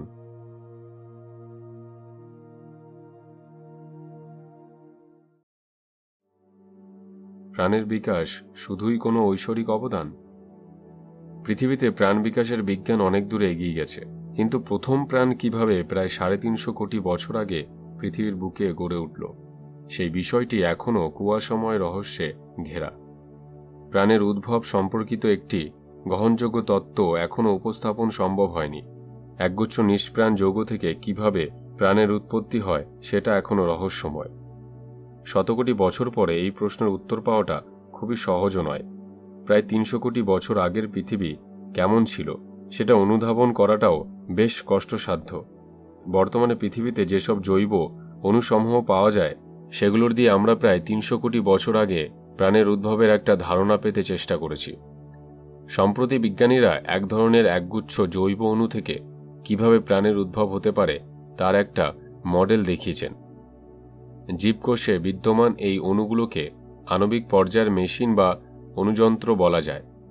এই অণুগুলো এককভাবে তেমন সক্রিয় নয়, কিন্তু যদি আমরা চর্বি জাতীয় বস্তুর সাথে এগুলোকে যুক্ত করি তাহলে সমন্বিতভাবে বেশ সক্রিয় ভূমিকা পালন করতে পারে। এই ধরনের রাসায়নিক সক্রিয়তা বেশ আকর্ষণীয় ঘটনা, এবং এই ধরনের ঘটনার পর্যবেক্ষণের মাধ্যমে পৃথিবীতে প্রাণের উদ্ভব সম্বন্ধে একটা ধারণা পাওয়া যেতে পারে। শুধু তাই না, এই ধরনের গবেষণা অন্যান্য গ্রহের প্রাণের উদ্ভব ব্যাখ্যা করার ক্ষেত্রেও উল্লেখযোগ্য ভূমিকা রাখতে পারে। বিভিন্ন জটিল অণুর পারস্পরিক ক্রিয়ায় তৈরি বিশেষ ধরনের সজ্জা, দণ্ডাকার বস্তুগুলোর প্রত্যুচ্ছেদ ওপরে দেখানো হচ্ছে উপযুক্ত অণুর যারা আঠার মতো কাজ করবে, সাথে মিথস্ক্রিয়ার মাধ্যমে এই অণুগুলো পাশাপাশি নির্দিষ্টভাবে সজ্জিত হয়ে যেতে পারে। এই ধরনের স্বয়ংক্রিয় রাসায়নিক সক্রিয়তার উপরে গবেষণার জন্য 1987 সালে নোবেল পুরস্কার দেওয়া হয়েছিল 3 জন রসায়নবিদ, ডোনাল্ড জে ক্র্যাম, জিন ম্যারিলেন এবং চার্লস জে পেডারসন দেখিয়েছেন যে কিভাবে বেশ কিছু জটিল অণু পরস্পরের সান্নিধ্য এসে নিজে নিজেই একটি মেশিনের মতো যুক্ত হতে পারে এবং নিখুঁতভাবে কাজ করতে পারে। এভাবে যুক্ত হয়ে এই অণুগুলো বিশেষায়িত সব জটিল কাজ করতে পারে। এদেরকে অণুযন্ত্র বলার কারণও হচ্ছে এটি। একটি মেশিন যেমন অনেক ছোট ছোট কলকবজা দিয়ে গঠিত, যেগুলো এককভাবে হয়তো কোনো কাজ করতে পারে না, কিন্তু একসাথে এবং বিশেষভাবে পরস্পর যুক্ত হয়ে যখন মেশিন তৈরি করে তখন সুনির্দিষ্ট কাজ করতে পারে। পৃথিবীতে বিদ্যমান প্রতিটি জীবকোষ এক ধরনের অসংখ্য অতি ক্ষুদ্র আণবিক মেশিন দিয়ে গঠিত। এইসব মেশিনের সম্মিলিত কর্মকাণ্ডের মাধ্যমেই একটি জীবকোষ পরিচালিত হয়। সম্পূর্ণ জীবদেহ আবার প্রতিটি কোষের সার্বিক কর্মকাণ্ডের ফসল। এই গবেষণার ফলাফলে উজ্জীবিত হয়ে রোমাট্রে বিশ্ববিদ্যালয়ের গবেষক প্যাসকেল স্ট্যানো এবং তার সহকর্মীবৃন্দ প্রাণের উৎপত্তি নিয়ে নতুনভাবে গবেষণা শুরু করেন। সহজ বোধ্যতার জন্য তারা 83টা ভিন্ন ধরনের রাসায়নিক যৌগ নিয়ে পানিতে মিশ্রিত করলেন। এই রাসায়নিক যৌগগুলি জীবকোষের অভ্যন্তরে একত্রে কাজ করে একটি বিশেষ ধরনের প্রোটিন অণু তৈরি করে। এদের মধ্যে ডিএনএ রয়েছে, কেননা প্রোটিন তৈরির মূল নকশা ডিএনএতেই লিপিবদ্ধ থাকে। এই পরীক্ষায় যে ডিএনএর অংশ নেওয়া হয়েছিল তাতে এমন জেনেটিক কোড ছিল যেটি জীবদেহের সবুজ আলো নিঃসরণের জন্য দায়ী। জোনাকি যেমন সবুজ আলো নিঃসরণ করে থাকে। এছাড়া এটাও বলা প্রয়োজন যে জীবকোষের ভেতরে এই 83টি পদার্থের অণু একটি নির্দিষ্ট ঘনত্বের মধ্যে থাকে। কাজেই ফলপ্রসূ কাজ পেতে হলে এদেরকে একই ধরনের ঘনত্বের এবং পরিবেশের মধ্যে রাখতে হবে, যেন তারা পরস্পরের সাথে মিথস্ক্রিয়ার সুযোগ পায়। তারা যদি লঘু দ্রবণে থাকে তাহলে পরস্পরের সাথে যুক্ত হওয়ার সুযোগ কমে যাবে, অর্থাৎ অণুগুলোর পরিবেশে একটা গাদাগাদি অবস্থা তৈরি করা জরুরি। এই কাজের জন্য স্ট্যানো একটি তৈলাক্ত পদার্থ ব্যবহার করেন যা পিওপিসি নামে পরিচিত। এই বস্তুটিকে যখন পানিতে ছাড়া হয় তখন তারা পানির সাথে মেশে না, বরং খুব ছোট ছোট ফোঁটায় লিপোসোম তৈরি করে। লিপোসোম গঠনে অনেকটাই কোষের প্লাজমা মেমব্রেনের মতোই। এই লিপোসোম যখন বিভিন্ন বস্তুর সমন্বয়ে গঠিত পূর্বে উল্লিখিত জৈব মিশ্রণে যুক্ত করা হয় তখন তারা কোষের অভ্যন্তরের পরিবেশের মতোই একটি কৃত্রিম পরিবেশ তৈরি করে। এরপর মিশ্রিত অণুগুলোর এই চর্বির গোলকের মধ্যে ঢুকে যায়। কিন্তু সমস্যা হলো একই গোলকে এই 83 ধরনের অণুর সবগুলোকে একত্রে পাওয়া একটু কষ্টকর হয়ে যায়। বরং এই ধরনের কোষীয় অবস্থান সম্ভবত অবশ্যম্ভাবী। এটা নিয়ে আরও গবেষণা হলে প্রকৃত রহস্য বেরিয়ে আসবে এবং মানুষ প্রাণের উদ্ভবের রহস্য অনুধাবনে অনেক দূর এগিয়ে যাবে।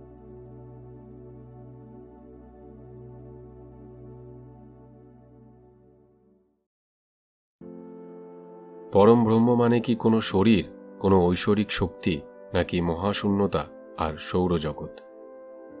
বিজ্ঞানের দৃষ্টিতে পৃথিবী সূর্যকে কেন্দ্র করে ঘুরছে। পদার্থের পরিভাষায় সূর্য, পৃথিবী সবই বস্তু। পৃথিবীর সর্বশ্রেষ্ঠ সৃষ্টি মানুষের জড়সত্তা, তার ঐহিক বা জাগতিক সত্তার বিকাশ ও উন্নতি সাধন করেছে অবশ্যই বিজ্ঞানের হাত ধরে, কিন্তু তার আবহমান কালীনব্যাপী অন্তঃসত্তার বিকাশ তথা মানব সভ্যতার অগ্রগতি ঘটেছে ঈশ্বরকে কেন্দ্র করে। অন্তত রামকৃষ্ণের মতো ও বাণী পড়লে তাই মনে হয়, কারণ রামকৃষ্ণ বলেছিলেন ঈশ্বরই বস্তু, বাকি সব অবস্তু। এটি নিছক ধর্মের কথা নয়, কারণ আধুনিক মহাকাশ বিজ্ঞানের স্বীকার্য সত্য হল এই যে আমাদের সকল কিছুরই ক্ষেত্র বা উৎস হল এক, অর্থাৎ সকল পদার্থ ও বস্তু একক উৎস থেকে আগত। আইনস্টাইন বলেছেন, "There is no place in this new kind of physics both for the field and matter, for the field is the only reality." এর সঙ্গে কোয়ান্টাম তত্ত্ব বা ফিল্ড থিওরি অথবা ক্ষেত্রতত্ত্বকে যদি এক করা যায় তবে দেখা যাবে যে পদার্থ তা যত আণুবীক্ষণিক, পরমাণবিক, চৌম্বকীয় বা মহাজাগতিকীয় হোক না কেন, তার মূল ঐক্য বা রূপের অনিত্যতা অভিন্ন। প্রতিটি পদার্থই তার অভ্যন্তরীণ তড়িৎ চৌম্বকীয় ক্ষেত্রে অজস্র অণুপরমাণুর কেন্দ্রাতিক আকর্ষণে ঘূর্ণায়মান রূপেরই বাস্তব ফুলশ্রুতি। পদার্থ ভিন্ন ভিন্ন রূপাবয়ে বিশিষ্ট হলেও গঠনকারী অণুপরমাণুর রূপের অভিন্নতা তাদের একই ক্ষেত্র হতে সৃষ্টির প্রমাণ দেয়।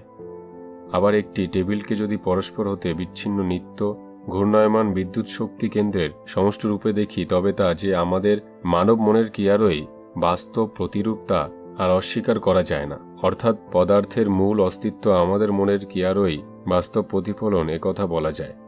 চিত্তনের ভিন্ন স্তর অতিক্রম করে বিভিন্ন পদার্থকে বিভিন্ন অনুভূতির সঙ্গে সম্পর্ক যুক্ত করে তোলে মানুষের মন। সুতরাং যে অনুভূতির আলোকে দ্রষ্টা অনিত্য বস্তু হিসেবে টেবিলকে দেখে সেই দ্রষ্টাই আবার তার মরমী কল্পনা বা আন্তর্দৃষ্টি দিয়ে ঈশ্বরের স্বরূপকে প্রত্যক্ষ করে। দার্শনিক কান্ট যজ্ঞে ও অজ্ঞে এই পার্থক্য জানতেন। রাসেলের মতে সকল বস্তু জগতের মৌল উপাদান হল সেন্স ডাটা। আবিজ্ঞানী প্ল্যাঙ্কের আত্মজীবনীতে আবিষ্কারী বিজ্ঞানীর মনের শক্তি বা ক্রিয়েটিভ ইমাজিনেশনকে স্বীকার করা হয়েছে। বিজ্ঞানের উন্নততর যন্ত্র আজ মানুষের অন্তর চৈতন্যের প্রসারণ ও অন্তঃশক্তির প্রভাবও যে একদিন বিবর্তনের পথে সাহায্য করেছিল সে সম্পর্কে বৃহত্তর আবিষ্কারের অপেক্ষায় রয়েছে। তারই নির্লস তথ্য সংগ্রহ করে চলেছে। উপনিষদ বলে সৃষ্টির আদিতে তিনি এক, অনন্তেও এক। বৃহদারণ্যক প্রভৃতি গ্রন্থে আত্মার অবিনাশ ও ব্রহ্মের একত্বকে স্বীকার করা হয়েছে। অয়মাত্মা ব্রহ্ম, তত্ত্বমসি অথবা সোমস্মি তৎগুলি এভাবেই প্রতিষ্ঠিত পেয়েছে। ইন্দ্রিয়মন বুদ্ধি প্রভৃতি অব্যাকৃত মায়ায় অগোচর এবং তাকে অতিক্রম করে ব্রহ্মস্বরূপকে জানতে গেলে সাধনার প্রয়োজন। ব্রহ্ম অবরণ, অদৃশ্য, অগত, অগ্রাহ্য, অনিত্য, অস্পর্শ এ কথা বলেছে উপনিষদের নেতাবাদ। আবার ইতিবাচক অর্থে কট বলেছেন ব্রহ্ম শাশ্বত, সত্য, নিত্য সূক্ষ্ম হতে সূক্ষ্মাতীত, মহান থেকে মহীয়ান। এই ব্রহ্মকেই স্বামী বিবেকানন্দ সর্বজীবের অন্তরাত্মা বলে উপলব্ধি করেছেন। সদা জননাঙ্গ হৃদয়ে সন্নিবিষ্ট। আদিতে এই ব্রহ্মের উৎপত্তি শূন্য থেকে। বৌদ্ধতন্ত্রেও এই শূন্যবাদের কথা বলা হয়েছে, মহাযানতন্ত্র। তবে এ শূন্যবাদ নাস্তিক নয়, বরং তার জীবনের উৎস। সুদূর মহাশূন্যে অবস্থিত অগ্রসর মহাজাগতিক আলোকবিন্দুর গতিচঞ্চল নিরন্তর উদ্ভাস ও বিলুপ্তি মহাজাগতিক শক্তিরই অনন্ত বিচ্ছুরণ। কাপরার ভাষায় the phenomenal manifestation of the mystical void, like the subatomic particle, are not static and permanent, but a dynamic and transitory, coming into being and vanishing in on a ceaseless dance and movement and energy. বৈদান্তিকেরা এই মহাজাগতিক লীলাকে নিজেদের নির্লস সাধনা দ্বারা অন্তরে উপলব্ধি করেছিলেন ও সেখান থেকে ব্রহ্মের স্বরূপ ও সত্যানুসন্ধান করেছিলেন।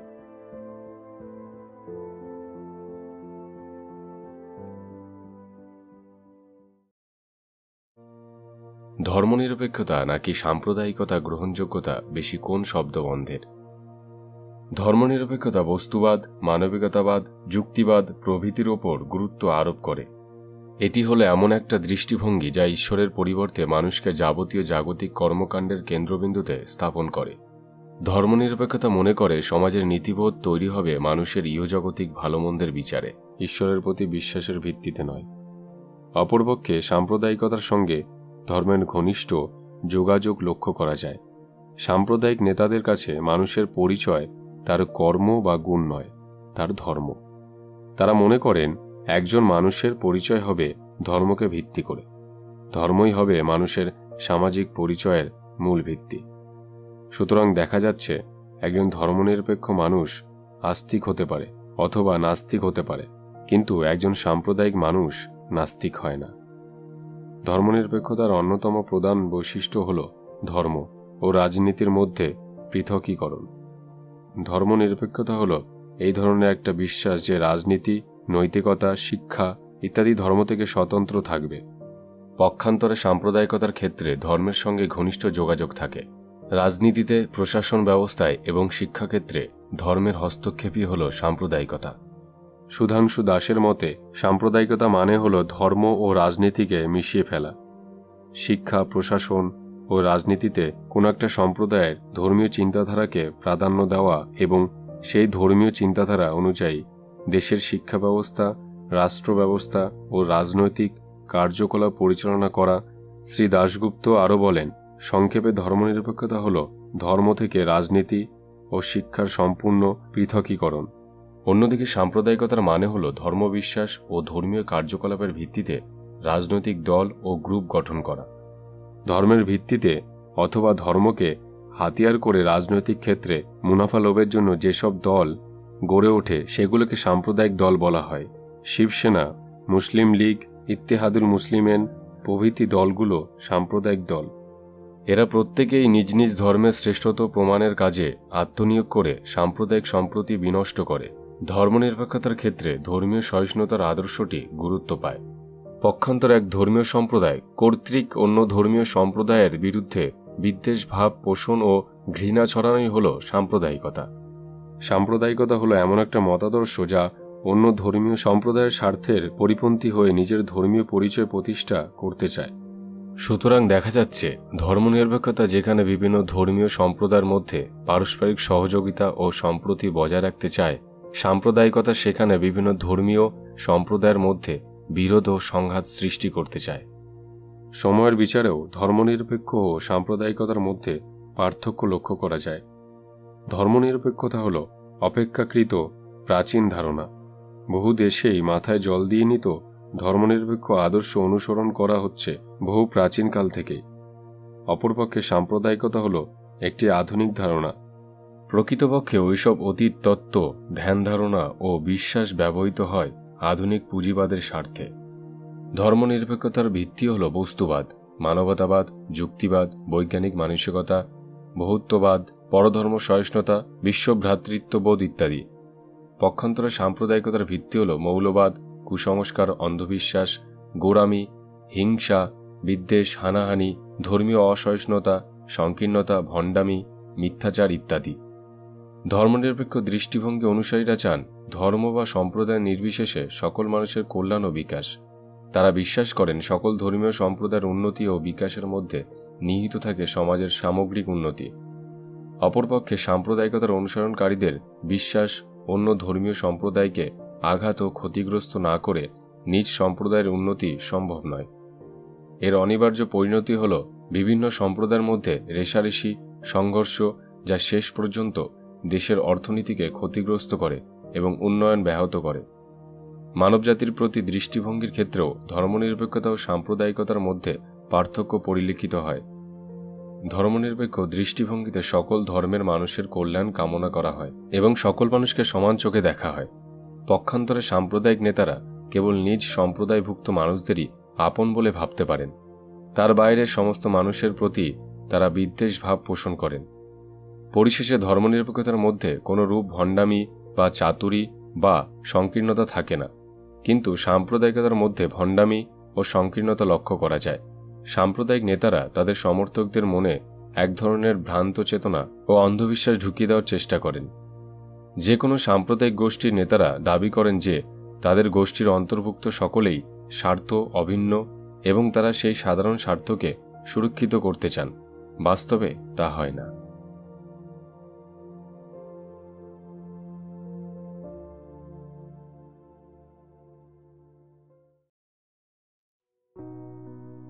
ধর্মের বর্ম পরে সত্যি কি বিজ্ঞানের যুক্তিকে খণ্ড করা সম্ভব? আজ থেকে ১৫০০ বছর আগে কেউ মুসলমান ছিল না। আজ থেকে ৩৫০ বছর আগে কেউ হিন্দু ছিল না। কিন্তু তার আগেও বহুকাল ধরে মানুষ ছিল। মানুষের সাথে মানুষের বিবাদ বা বিভেদ যেটুকু ছিল তা ছিল খাদ্য ও বাসস্থানের। এরপর এলো কিছু সুবিধাবাদী চালাক মানুষ। তারাই ধর্ম সৃষ্টি করল, পুঁতে দিল বিভেদের বীজ। এরপর মানুষ মানুষের থেকে এভাবে আলাদা হয়ে গেল যে আজ এত যুগ পেরিয়ে এসেও এই স্মার্টফোনের যুগেও মানুষ এক হতে পারেনি, বরং ধর্মের বীজগাছটি শাখা প্রশাখার বিস্তার করে মানুষের রক্তমজ্জায় ঢুকে গেছে। মানুষ হয়ে পড়েছে ধর্মান্ধ। শিক্ষা মানুষের জ্ঞানচক্ষুর উন্মোচন ঘটায়, কিন্তু ধর্মের অন্ধত্ব থেকে মুক্তি দিতে পারে না। মানুষের জীবন, রাজনীতি, চিন্তাভাবনা সবকিছুর মধ্যে ঢুকে পড়ে মানুষকে আচ্ছন্ন করে রেখেছে সেই অতীতকালে কিছু চালাক মানুষের তৈরি ধর্ম। ধর্ম আমাদের অন্য ধর্মে মানুষের থেকে আলাদা করে দেয়। ধর্ম সম্প্রদায়ের সৃষ্টি করে, আর সম্প্রদায় থেকে আসে সাম্প্রদায়িকতা। অনেকে মুসলমান ধর্মের লোকজনকে বিশ্ব সন্ত্রাসের জন্য দায়ী করেন, কিন্তু প্রকৃত সত্য হল সব ধর্মই সাম্প্রদায়িকতার বিষ ছড়ায়। প্রকট বা প্রচ্ছন্নভাবে সাম্প্রদায়িকতার বীজ ছড়িয়ে দেওয়াটাই ধর্মের উদ্দেশ্য। ধর্মের প্রধান কাজই নিজের আখের গোছানো আর অন্য ধর্মের নামে কুৎসা রটানো। পৃথিবীতে এমন কোনো ধর্ম নেই যেটা বলে অন্য ধর্মগুলো ভালো আর মঙ্গলকর, বরং সব ধর্ম এই শিক্ষা দেয় যে সেই ধর্মই একমাত্র ভালো আর সব ধর্মই ভয়ঙ্কর খারাপ। এইভাবে মানুষকে মানুষের বিরুদ্ধে যত লেলিয়ে দেওয়া যায় ততই জ্বলে ওঠে সাম্প্রদায়িকতার আগুন। ধর্ম ব্যবসায়ীরা মনের আনন্দে এই আগুন জ্বালিয়ে রাখে, আর সাধারণ মানুষ পোকার মতো আত্মাহুতি দেয় নিজের বাড়ি, পরিবার, এমনকি জন্মভূমিও। আমাদেরকে বলতে হয় না আমরা আগুনে বিশ্বাস করি বা জলে বিশ্বাস করি। আগুনে বিশ্বাস করে আগুনে হাত দিলেও হাত পোড়ে, আগুনে অবিশ্বাস করে হাত দিলেও হাত পুড়ে যায়।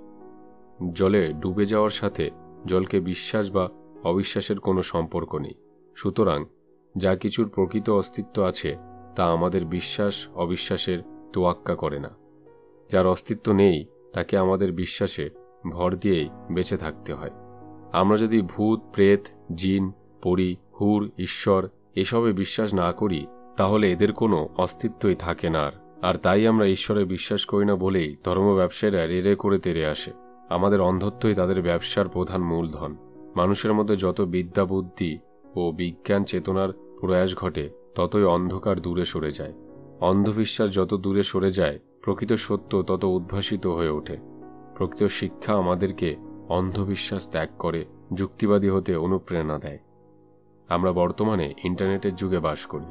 এই গ্রহের যেখানেই আমরা যাই না কেন, আমাদের ইন্টারনেট চাই। কিন্তু ইন্টারনেটের কানেকশনের সঙ্গে সঙ্গে আমাদের ইন্টারনেট কানেকশনের নতুন করে আবিষ্কার করতে হবে। আধ্যাত্মিকতা আমাদের শেখায় কেমন করে আমাদের অন্তর্জগৎ ও বহির্জগৎ দুটোই ম্যানেজ করতে হয়। যে সাঁতার জানে তার পক্ষে সমুদ্রের ঢেউর সঙ্গে খেলা করা আনন্দদায়ক অভিজ্ঞতা, কিন্তু যে সাঁতার জানে না সে মুহূর্তের মধ্যে ডুবে যাবে। সমাজের কি অবস্থা! জীবনের দ্রুতগতির পাল্লায় পড়ে মানুষ মানবিক মূল্যবোধ হারিয়ে ফেলেছে। তাদের গুরুত্ব আমরা তুচ্ছ করে দিই। ব্যক্তিগত স্তর থেকে আন্তর্জাতিক স্তর পর্যন্ত আমরা সব রকম সংঘাত এবং অধার্মিক কর্মের পশ্চাতে যুক্তি খাড়া করতে চাই। অনাদিকাল থেকে পৃথিবীতে নানা সমস্যা রয়েছে। যুগ যুগ ধরে যুদ্ধ, সংঘাত, জাতিভেদ ও সামাজিক মর্যাদাজনিত বৈষম্যে এবং পারিবারিক কলহে সমাজ ভুগছে। কিন্তু আমাদের পূর্বপুরুষদের জীবনের সম্বন্ধে অন্যরকম দৃষ্টিভঙ্গি ছিল। অন্তরে তারা তিনটি জিনিস সম্বন্ধে জাগরুক করেছিলেন: মানবজাতি, প্রকৃতি এবং এক অদৃশ্য শক্তি যা তাদের সামঞ্জস্যপূর্ণ রূপে ঐক্যবদ্ধ করে রাখে। জীবন সম্বন্ধে তাদের দৃষ্টি শুধুমাত্র ব্যক্তিবিশেষ এবং প্রকৃতির স্থূল অস্তিত্ব হিসেবে ধরত না। তারা বিশ্বাস করতেন এক শক্তি প্রকৃতি এবং সমস্ত জীবের ভিত্তি, এক অদৃশ্য শক্তি যা সমস্ত প্রাণীকে প্রকৃতির সঙ্গে যুক্ত করে। এই শক্তিকে তারা জীবনের সবচেয়ে গুরুত্বপূর্ণ অংশ বলে মনে করতেন। তারা এও বিশ্বাস করতেন যে সমস্ত প্রকৃতি এবং ব্রহ্মাণ্ডের প্রতিটি জীব নানা আকার ও আকৃতির মুক্তোর মতো সৃষ্টির এক সূত্রে গাঁথা। তাই তারা সকলের সঙ্গে ভাগাভাগি করে নেওয়া, পরস্পরের যত্ন নেওয়া এবং সমবেদনা অনুভব করার উপরে এত গুরুত্ব দিতেন। এই মানসিকতাকে আজ আমরা আদিম নাম দিয়েছি এবং তাদের জীবন ধারণের পদ্ধতিকে বর্জন করছি। আধুনিক জীবনের দিকে তাকালে আমরা দেখতে পাই প্রাচুর্যে ভরা কিন্তু দুঃখে নিমগ্ন এক সমাজ। অতিরিক্ত লোভ মানবজাতিকে অন্ধ করে তুলেছে এবং তার ফলে অমানবিক কর্মবর্ধমান, মানসিক আলোড়ন এবং চাপ পূর্বে অজানা এবং নতুন অসুখের সৃষ্টি করেছে। মানবজাতি এক সন্ধিক্ষণে উপস্থিত হয়েছে। বর্তমানে মানবজাতি শুধুমাত্র বিজ্ঞান ও টেকনোলজির উপর নির্ভর করে জীবনযাপন করছে। কিন্তু বর্তমান সময়ের দাবি হিসেবে আমাদের আধ্যাত্মিক চিন্তাধারাও সামিল করা উচিত, অত্যন্ত চেষ্টা করা উচিত। সম্প্রতি আমরা কত প্রাকৃতিক বিপর্যয় এবং পৃথিবীর পরিবেশে দ্রুতগতি বিশ্ব উষ্ণায়ন সহ ভয়ঙ্কর সব পরিবর্তন দেখতে পাচ্ছি। আমাদের গভীরভাবে চিন্তা করা প্রয়োজন। পৃথিবীর এই ভয়ঙ্কর পরিণতি রোধে শুধুমাত্র মানুষের প্রচেষ্টা কি পর্যাপ্ত হবে? পুরনো সময় মানুষ প্রকৃতির সঙ্গে সামঞ্জস্য বজায় রেখে জীবনযাপন করত। তারা কোন গাছ লাগাবার বা কাটার আগে শুভদিন দেখত, কোন গাছ কাটার আগে তারা গাছটিকে পুজো করত এবং তারপর ক্ষমা চাইত। যে কাজ আমি করতে যাচ্ছি তার জন্য আমাকে ক্ষমা করো, নিতান্ত দরকার আছে বলে আমি তোমাকে কাটতে যাচ্ছি। কিন্তু আজকে কি হয়? আমাদের বৃক্ষরোপণ যে বিরল শুধু তা নয়, আমরা নিরন্তর তাদের এবং সমগ্র প্রকৃতিকে ধ্বংস করে ফেলেছি। সৃষ্টির প্রতিটি জিনিসের একটি ছন্দ আছে। সমস্ত ব্রহ্মাণ্ড এবং প্রতিটি প্রাণী এক অবিচ্ছেদ বন্ধনে আবদ্ধ। এই সত্য আমরা অস্বীকার করতে পারি না। ব্রহ্মাণ্ড এক বিশাল ইন্টারকানেক্টেড নেটওয়ার্কের মতো। ধরা যাক একটি জাল রয়েছে, সেটার এক জায়গায় নাড়ালে পুরো জলের মধ্যে তার স্পন্দন অনুভব করা যাবে। সেরকমই আমরা জানি অথবা না জানি, আমাদের সমস্ত কর্ম ব্যক্তি হিসেবে করা হোক বা সমষ্টিগতভাবে সমগ্র সৃষ্টিতে স্পন্দনের সৃষ্টি করে। আমরা বিচ্ছিন্ন দ্বীপের মতো নই, আমরা একই শিকলের এক একটি করি। যখন মানুষ প্রকৃতি এবং অতীন্দ্রিয় শক্তিযুগ্মভাবে কর্ম করে তখন সামঞ্জস্য বজায় থাকে। কিন্তু বর্তমানে আমরা শুধুমাত্র মানুষ এবং তার আবিষ্কারকে গুরুত্ব দিই। আমাদের জীবনে মূল্যবোধের কোনো স্থান নেই। আজকের সাধারণ মানুষ মনে করে এগুলোর কোনো প্রাসঙ্গিকতা নেই এবং উটকো। ইঞ্জিন ঠিকমতো চলতে হলে তাতে তেল চাই। এই তেল মূল্যবোধের সঙ্গে বিরুদ্ধতা ছাড়া আমাদের জীবনযাপন করতে সাহায্য করে। আধ্যাত্মিক চিন্তন এই মূল্যবোধের বিকাশ করে। দুরকমের শিক্ষা আছে, জীবন ধারণের শিক্ষা এবং জীবনযাপনের শিক্ষা। আমরা যখন ডাক্তার, উকিল বা ইঞ্জিনিয়ারিং হওয়ার জন্য কলেজে পড়ি, সে হল জীবন ধারণের শিক্ষা। অপরদিকে জীবনযাপনের শিক্ষার জন্য আধ্যাত্মিকতার বুনিয়াদী সূত্রগুলি বোঝা দরকার। প্রকৃত শিক্ষার উদ্দেশ্য এই নয় যে শুধু মেশিনের ভাষা বুঝতে পারার জন্য মানুষ তৈরি করা। শিক্ষার আসল উদ্দেশ্য হৃদয়ের সুসংস্কার বিকাশ করার জন্য হওয়া উচিত, এমন সংস্কার যা দীর্ঘস্থায়ী মূল্যবোধের উপর স্থাপিত।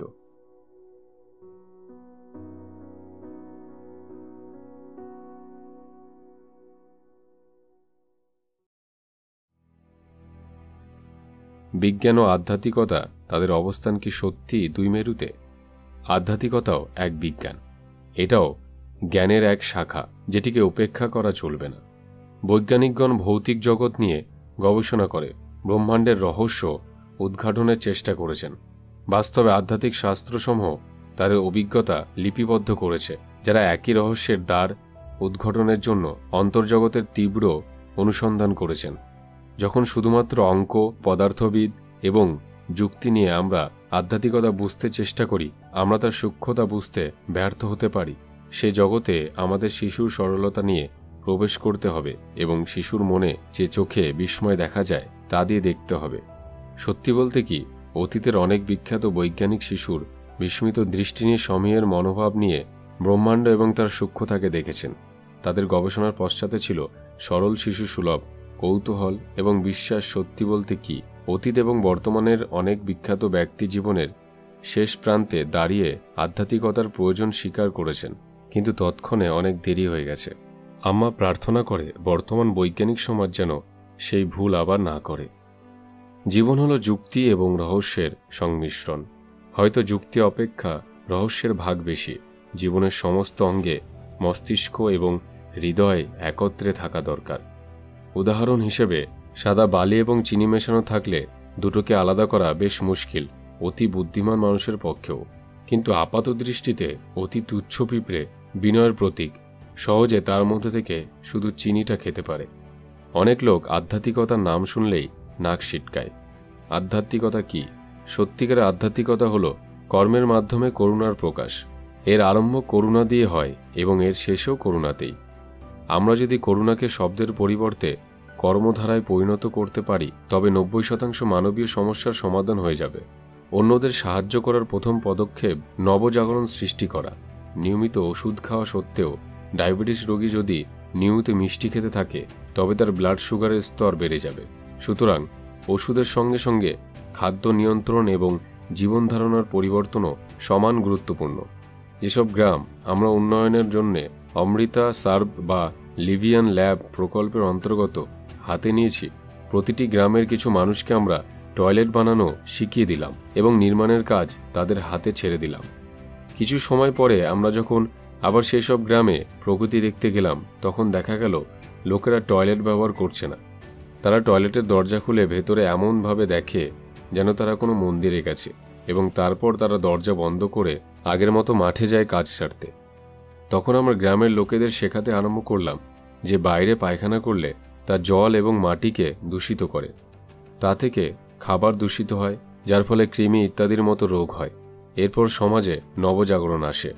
বিজ্ঞান এবং আধ্যাত্মিকতাকে আলাদা করে দেখা গত শতাব্দীতে মানবতার প্রতি সবচেয়ে বড় অপরাধ।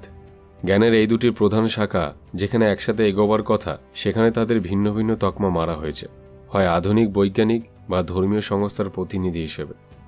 শুধুমাত্র বৈজ্ঞানিক আবিষ্কার যুক্তি এবং বুদ্ধির ওপর স্থাপিত, সেগুলি একমাত্র সত্য। ধার্মিক বিশ্বাস অন্ধ এবং ভিত্তিহীন। এই মতবাদ জনগণের মধ্যে পরিচিত হয়েছে।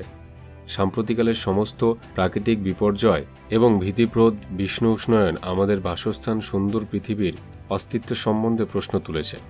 এখন অনেক মানুষের মনে প্রশ্ন উঠেছে, এইসবের পেছনে কারণ হলো বিজ্ঞান এবং আধ্যাত্মিকতাকে তুলাদণ্ডের বিপরীত দিকে বসিয়ে এককে অপরের তুলনায় বড় করে দেখানোর প্রচেষ্টা। প্রাতিষ্ঠানিক শিক্ষায় শিক্ষিত অনেকেই যুগের তালে তাল মিলিয়ে কিছুটা প্রগতি, কিছুটা আশৈশব বহন করা ঈশ্বর বিশ্বাস, কিছুটা বিশ্ব ব্রহ্মাণ্ডের তুলনায় অতি অকিঞ্চিতকর অমিত্যের পরম বিস্ময় এবং কিছুটা অস্বচ্ছ ধারণাকে মিশিয়ে ব্রহ্মাণ্ডের এক স্রষ্টা নিয়ন্ত্রণক সৃষ্টি করে। এই সর্বশক্তিমান স্রষ্টা এবং নিয়ন্ত্রণকর্তাই ঈশ্বর। সবচেয়ে উচ্চকোটির শিক্ষিতেরা আরও একটি যুক্তিকে কাজে লাগান। বিশ্ব ব্রহ্মাণ্ড যখন সৃষ্টি হয়েছে তখন নিশ্চয়ই তার স্রষ্টাও আছে, কিন্তু তারা তাদের যুক্তিকে লক্ষণের গণ্ডির মতো এখানে আটকে রাখাকে নিরাপদ বিবেচনা করে আর এগোতে চান না। আরও একটু যুক্তিনিষ্ঠ হলেই শর্ত সফলতার সঙ্গেই প্রশ্ন আসবে, ব্রহ্মাণ্ডকে নয় সৃষ্টি করলেন ঈশ্বর, কিন্তু ঈশ্বরকে সৃষ্টি করলেন কে? প্রশ্ন কিন্তু এখানেই থেমে থাকবে না, তারপরেও প্রশ্ন আসবে, ঈশ্বরের স্রষ্টাকে সৃষ্টি করলেন কে? সেই স্রষ্টাকেই বা কে সৃষ্টি করলেন? এমনি করে প্রশ্নমালা চলতেই থাকবে, শেষ সমাধানে কখনোই পৌঁছানো যাবে না।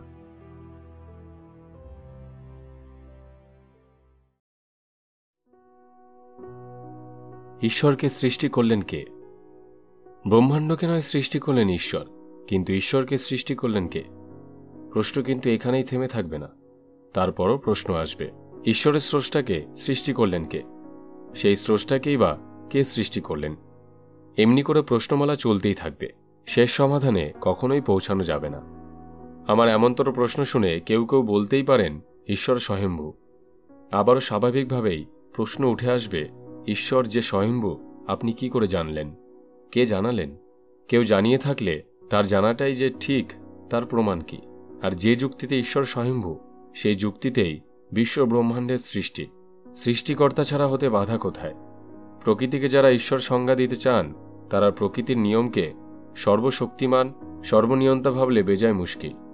বিজ্ঞানের উন্নতির সঙ্গে সঙ্গে মানুষ যেভাবে প্রকৃতিকে নিয়ন্ত্রণ করতে শুরু করেছে তাতে মানুষকে ঈশ্বরের নিয়ন্তা বলতে তো কোনো অসুবিধে দেখিনি। মজার কথা হলো, এই ধরনের চিন্তার মানুষেরা নিজেদের উচ্চশিক্ষিত ও আধুনিক বলে ভাবতে অভ্যস্ত। এরা অনেকেই প্রকৃতি বা পরম ব্রহ্ম নামক ঈশ্বরের সঙ্গে নিজের আত্মাকে যুক্ত করতে যোগ, মেডিটেশন, প্রাণায়াম ইত্যাদি করার প্রয়োজনীয়তাকে স্বীকার করেন। এদেরই অনেকে আবার শব্দকে ব্রহ্ম বলে। বিশেষভাবে বিশেষ মন্ত্রোচ্চারণের সাহায্যে পরম ব্রহ্মের সঙ্গে যোগাযোগ ও পরম ব্রহ্মকে নিয়ন্ত্রণ করা সম্ভব বলে বিশ্বাস করেন। বাস্তবে এসবের কোনোটির দ্বারাই প্রকৃতিকে সামান্যতম নিয়ন্ত্রণ করা সম্ভব হয়নি, সম্ভব হবেও না। ঈশ্বর যে নিয়তি বা ভাগ্য নির্ধারণ করেন এমনটা বহু ঈশ্বর বিশ্বাসীরাই মনে করে থাকেন। আবার এমনটাও অনেকেই মনে করে থাকেন প্রতিভা বা সৃজনী শক্তি ঈশ্বরেরই দান। তাই যদি না হবে তবে আর একটা রবীন্দ্রনাথ আর একটা আইনস্টাইন কেন জন্মাচ্ছেন না? আবার এমনও অনেক আছেন যারা মনে করেন ঈশ্বর একই সঙ্গে মানুষের নিয়তির নিয়ন্তা এবং সৃজনী শক্তির স্রষ্টা। প্রিয় শ্রোতা বন্ধুরা, একবার ভাবুন তো, ঈশ্বরের পক্ষে একই সঙ্গে মানুষের ভাগ্যকে পূর্ব নির্ধারিত করে দেওয়া এবং সৃজন শক্তির অধিকারী করে দেওয়া সম্ভব কিনা? উত্তর একটাই পাবেন, সম্ভব নয়।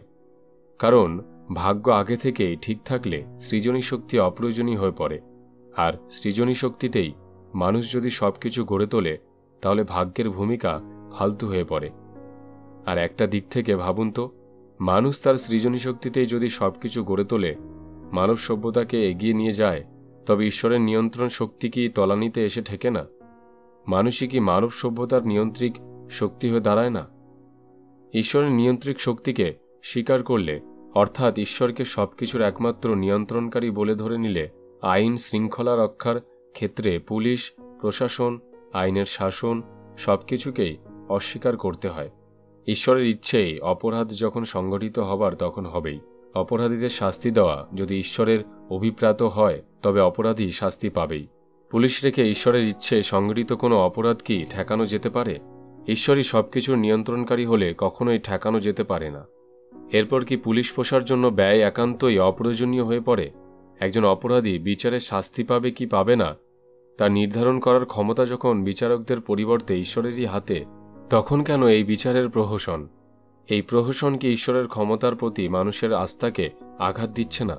সব ধর্মের ধর্মগুরুদের কি উচিত নয় এই বিষয়ে সরকারকে ওয়াকিবহাল করিয়ে বিচার ব্যবস্থাকে ঝেঁটিয়ে বিদায় করতে আন্তরিকতার সঙ্গে সে সচেষ্ট হওয়াটা অন্তত বাবরি মসজিদ আবার গড়ে দেওয়ার দাবির মতো, বা বাবরি ভেঙে রাম মন্দির গড়ে তোলার দাবির মতো জোরালো জঙ্গি হবে, এটুকু প্রত্যাশা নিশ্চয় রাখতে পারি।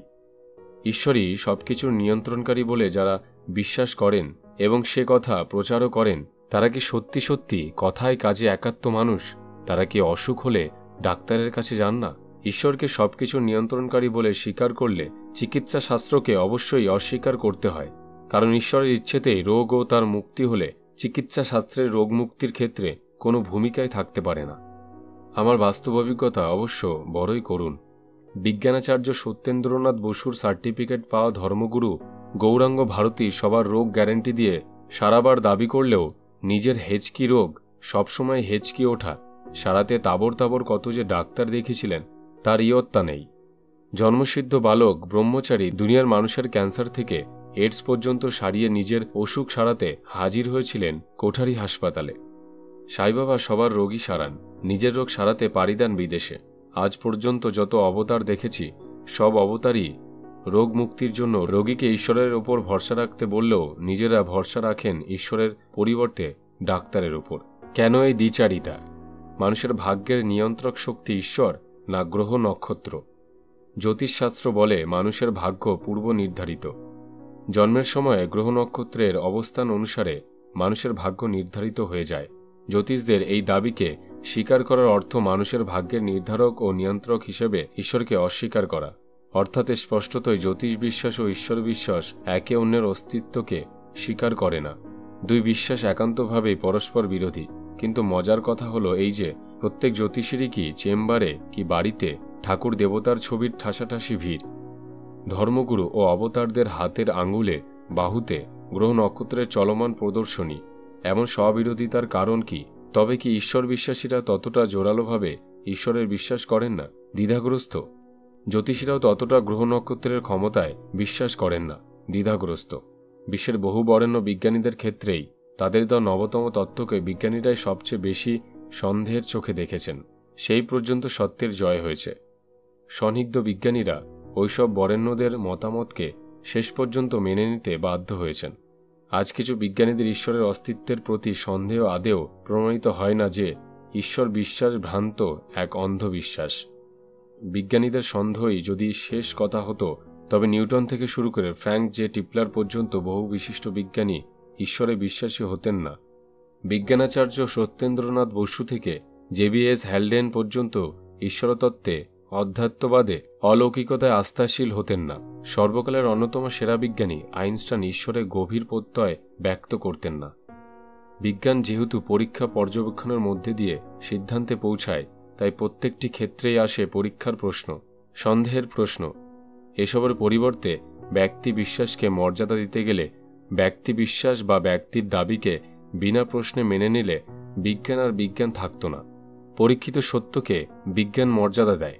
ঈশ্বর বিশ্বাসীরা যেদিন ঈশ্বরের সংজ্ঞা দিতে পারবেন সেই সংজ্ঞার বাধা ঈশ্বরের অস্তিত্বকে প্রমাণ করতে, সেদিন নিশ্চয়ই বিজ্ঞান ঈশ্বরের অস্তিত্বকে মেনে নেবে। আমরা নিশ্চয়ই এসব ঈশ্বর বিশ্বাসী ও অধ্যাত্মবাদে আস্থাশীল বিজ্ঞানী ও চিন্তাবিদদের মূলগতভাবে অশ্রদ্ধেয় মনে করি না, বা অধ্যাত্মবাদী সংস্কৃতি প্রচারের ষড়যন্ত্রের অংশীদার বলেও মনে করি না। বরঞ্চ স্ব ক্ষেত্রে তাদের কাজকে শ্রদ্ধার সঙ্গে স্বীকার করি ও স্মরণ করি। আমরা জানি তাদের এই সীমাবদ্ধতার পেছনে রয়েছে তারা যে সমাজ সাংস্কৃতিক পরিবেশে বড় হয়ে উঠেছেন সেই পরিবেশের প্রভাব।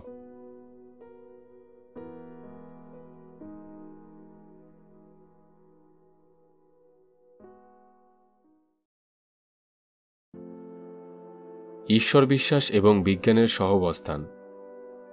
স্বীকার করছি, শুধু এদেশেই নয়, পৃথিবী জুড়েই বহু বিজ্ঞান পেশার মানুষই ঈশ্বর বিশ্বাসী। আবার কোথাও অস্বীকার করার উপায় নেই। প্রতিটি ক্ষেত্রেই এইসব বিশিষ্ট বিজ্ঞানীদের বিশ্বাসের পেছনে রয়েছে যুক্তিহীন এক অন্ধবিশ্বাস। অর্থাৎ একই সঙ্গে পেশায় বিজ্ঞানী কিন্তু মানসিকতায় বিজ্ঞান বিরোধী। এমন স্ববিরোধিতার কারণ আমাদের সমাজ সাংস্কৃতিক পরিবেশ। আপনার আশেপাশে একটু তাকান, দেখতে পাবেন প্রায় প্রতিটি পরিবারের শিশুরাই বেড়ে উঠেছে ধর্মীয় ধ্যান ধারণার মধ্যে, ঈশ্বর বিশ্বাসের মধ্যে, আত্মার অমরত্বে বিশ্বাসের মধ্যে। শিশুকে পরিবারের মানুষেরা শেখান ঠাকুর নম করো। শিশু দেখে রোজা, নামাজ, শেখে ফি হপ্তায় গির্জায় যেতে। স্কুলে পড়ে ঠাকুর দেবতা, আল্লাহ, যিশুর নানা অলৌকিক কাহিনী।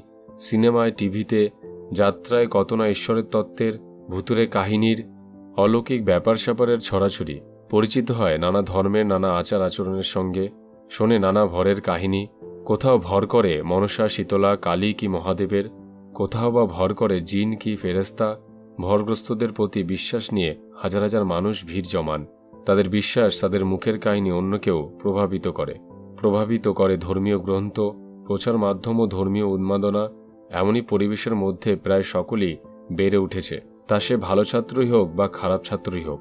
ফলে লেখাপড়ার ভালো ছেলেমেয়েরাও যুক্তিন ধর্মীয় ধ্যান ধারণার মধ্যেই পরীক্ষায় ভালো রেজাল্ট করার সুবিধে সাধারণভাবে দৌড়ে ডাক্তারি, ইঞ্জিনিয়ারিং বা বিজ্ঞান বিভাগে পড়াশুনো করতে।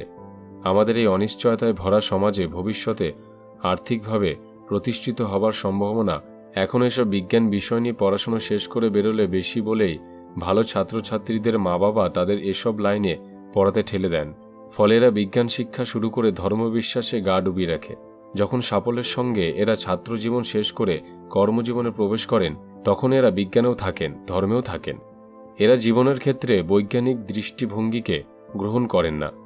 বিজ্ঞান এদের অনেকের কাছেই শুধু একটা পেশা থেকে যায়, যেমন পেশা জমির দালালি বা আলু পটলের ব্যবসা। এদের সকলে যে বিজ্ঞানকে শুধু একটা পেশা হিসেবে গ্রহণ করে সুখী থাকেন তেমন নয়।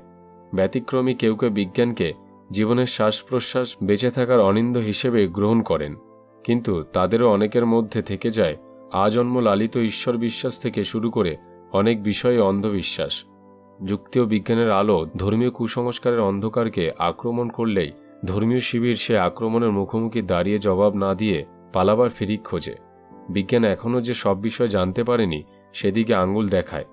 বিজ্ঞানের ও যুক্তির আলো থেকে ধর্মের এই ক্রমাগত অন্ধকারে পালিয়ে বেড়ানোর স্বভাবকে আইনস্টাইন কঠোর ভাষায় আক্রমণ করেছিলেন। তার কথায়, কিন্তু আমি বুঝি যে ধর্মীয় প্রতিনিধির তরফ থেকে এমন ব্যবহার শুধু যে অপদার্থতা তা নয়, উপরন্তু মারাত্মক।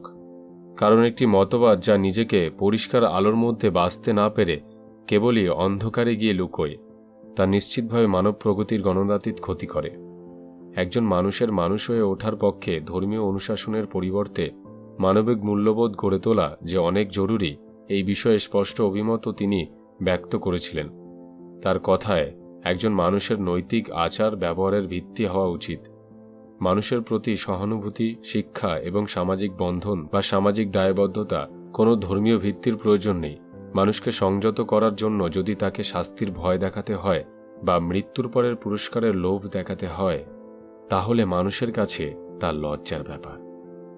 তাহলে বন্ধুরা, আজ এই বইটা সম্পূর্ণ শোনার পর আপনাদের চিন্তাভাবনা বা বিশ্লেষণ করার প্রবণতা অবশ্যই তৈরি হবে। হয়তো ধর্মীয় দৃষ্টিভঙ্গির ধর্মনিরপেক্ষতা, বৈজ্ঞানিক যুক্তি সবকিছুর ঊর্ধ্বে গিয়ে আবারও আমরা মানবিকতায় পরম ধর্ম, মনুষ্যত্ব শেষ কথা বা প্রমাণ করে দেব।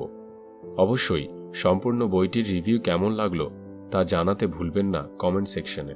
আর হ্যাঁ, পরবর্তীতে আর কোন কোন বইয়ের রিভিউ আপনারা শুনতে চান তা অবশ্যই কমেন্ট সেকশনেও জানাতে ভুলবেন না, যাতে আপনাদের ভবিষ্যতের বিভিন্ন বইয়ের সংক্ষিপ্তসার করার জন্য বেছে নিতে সুবিধা হয় আপনাদের প্রস্তাবিত বইগুলি থেকে।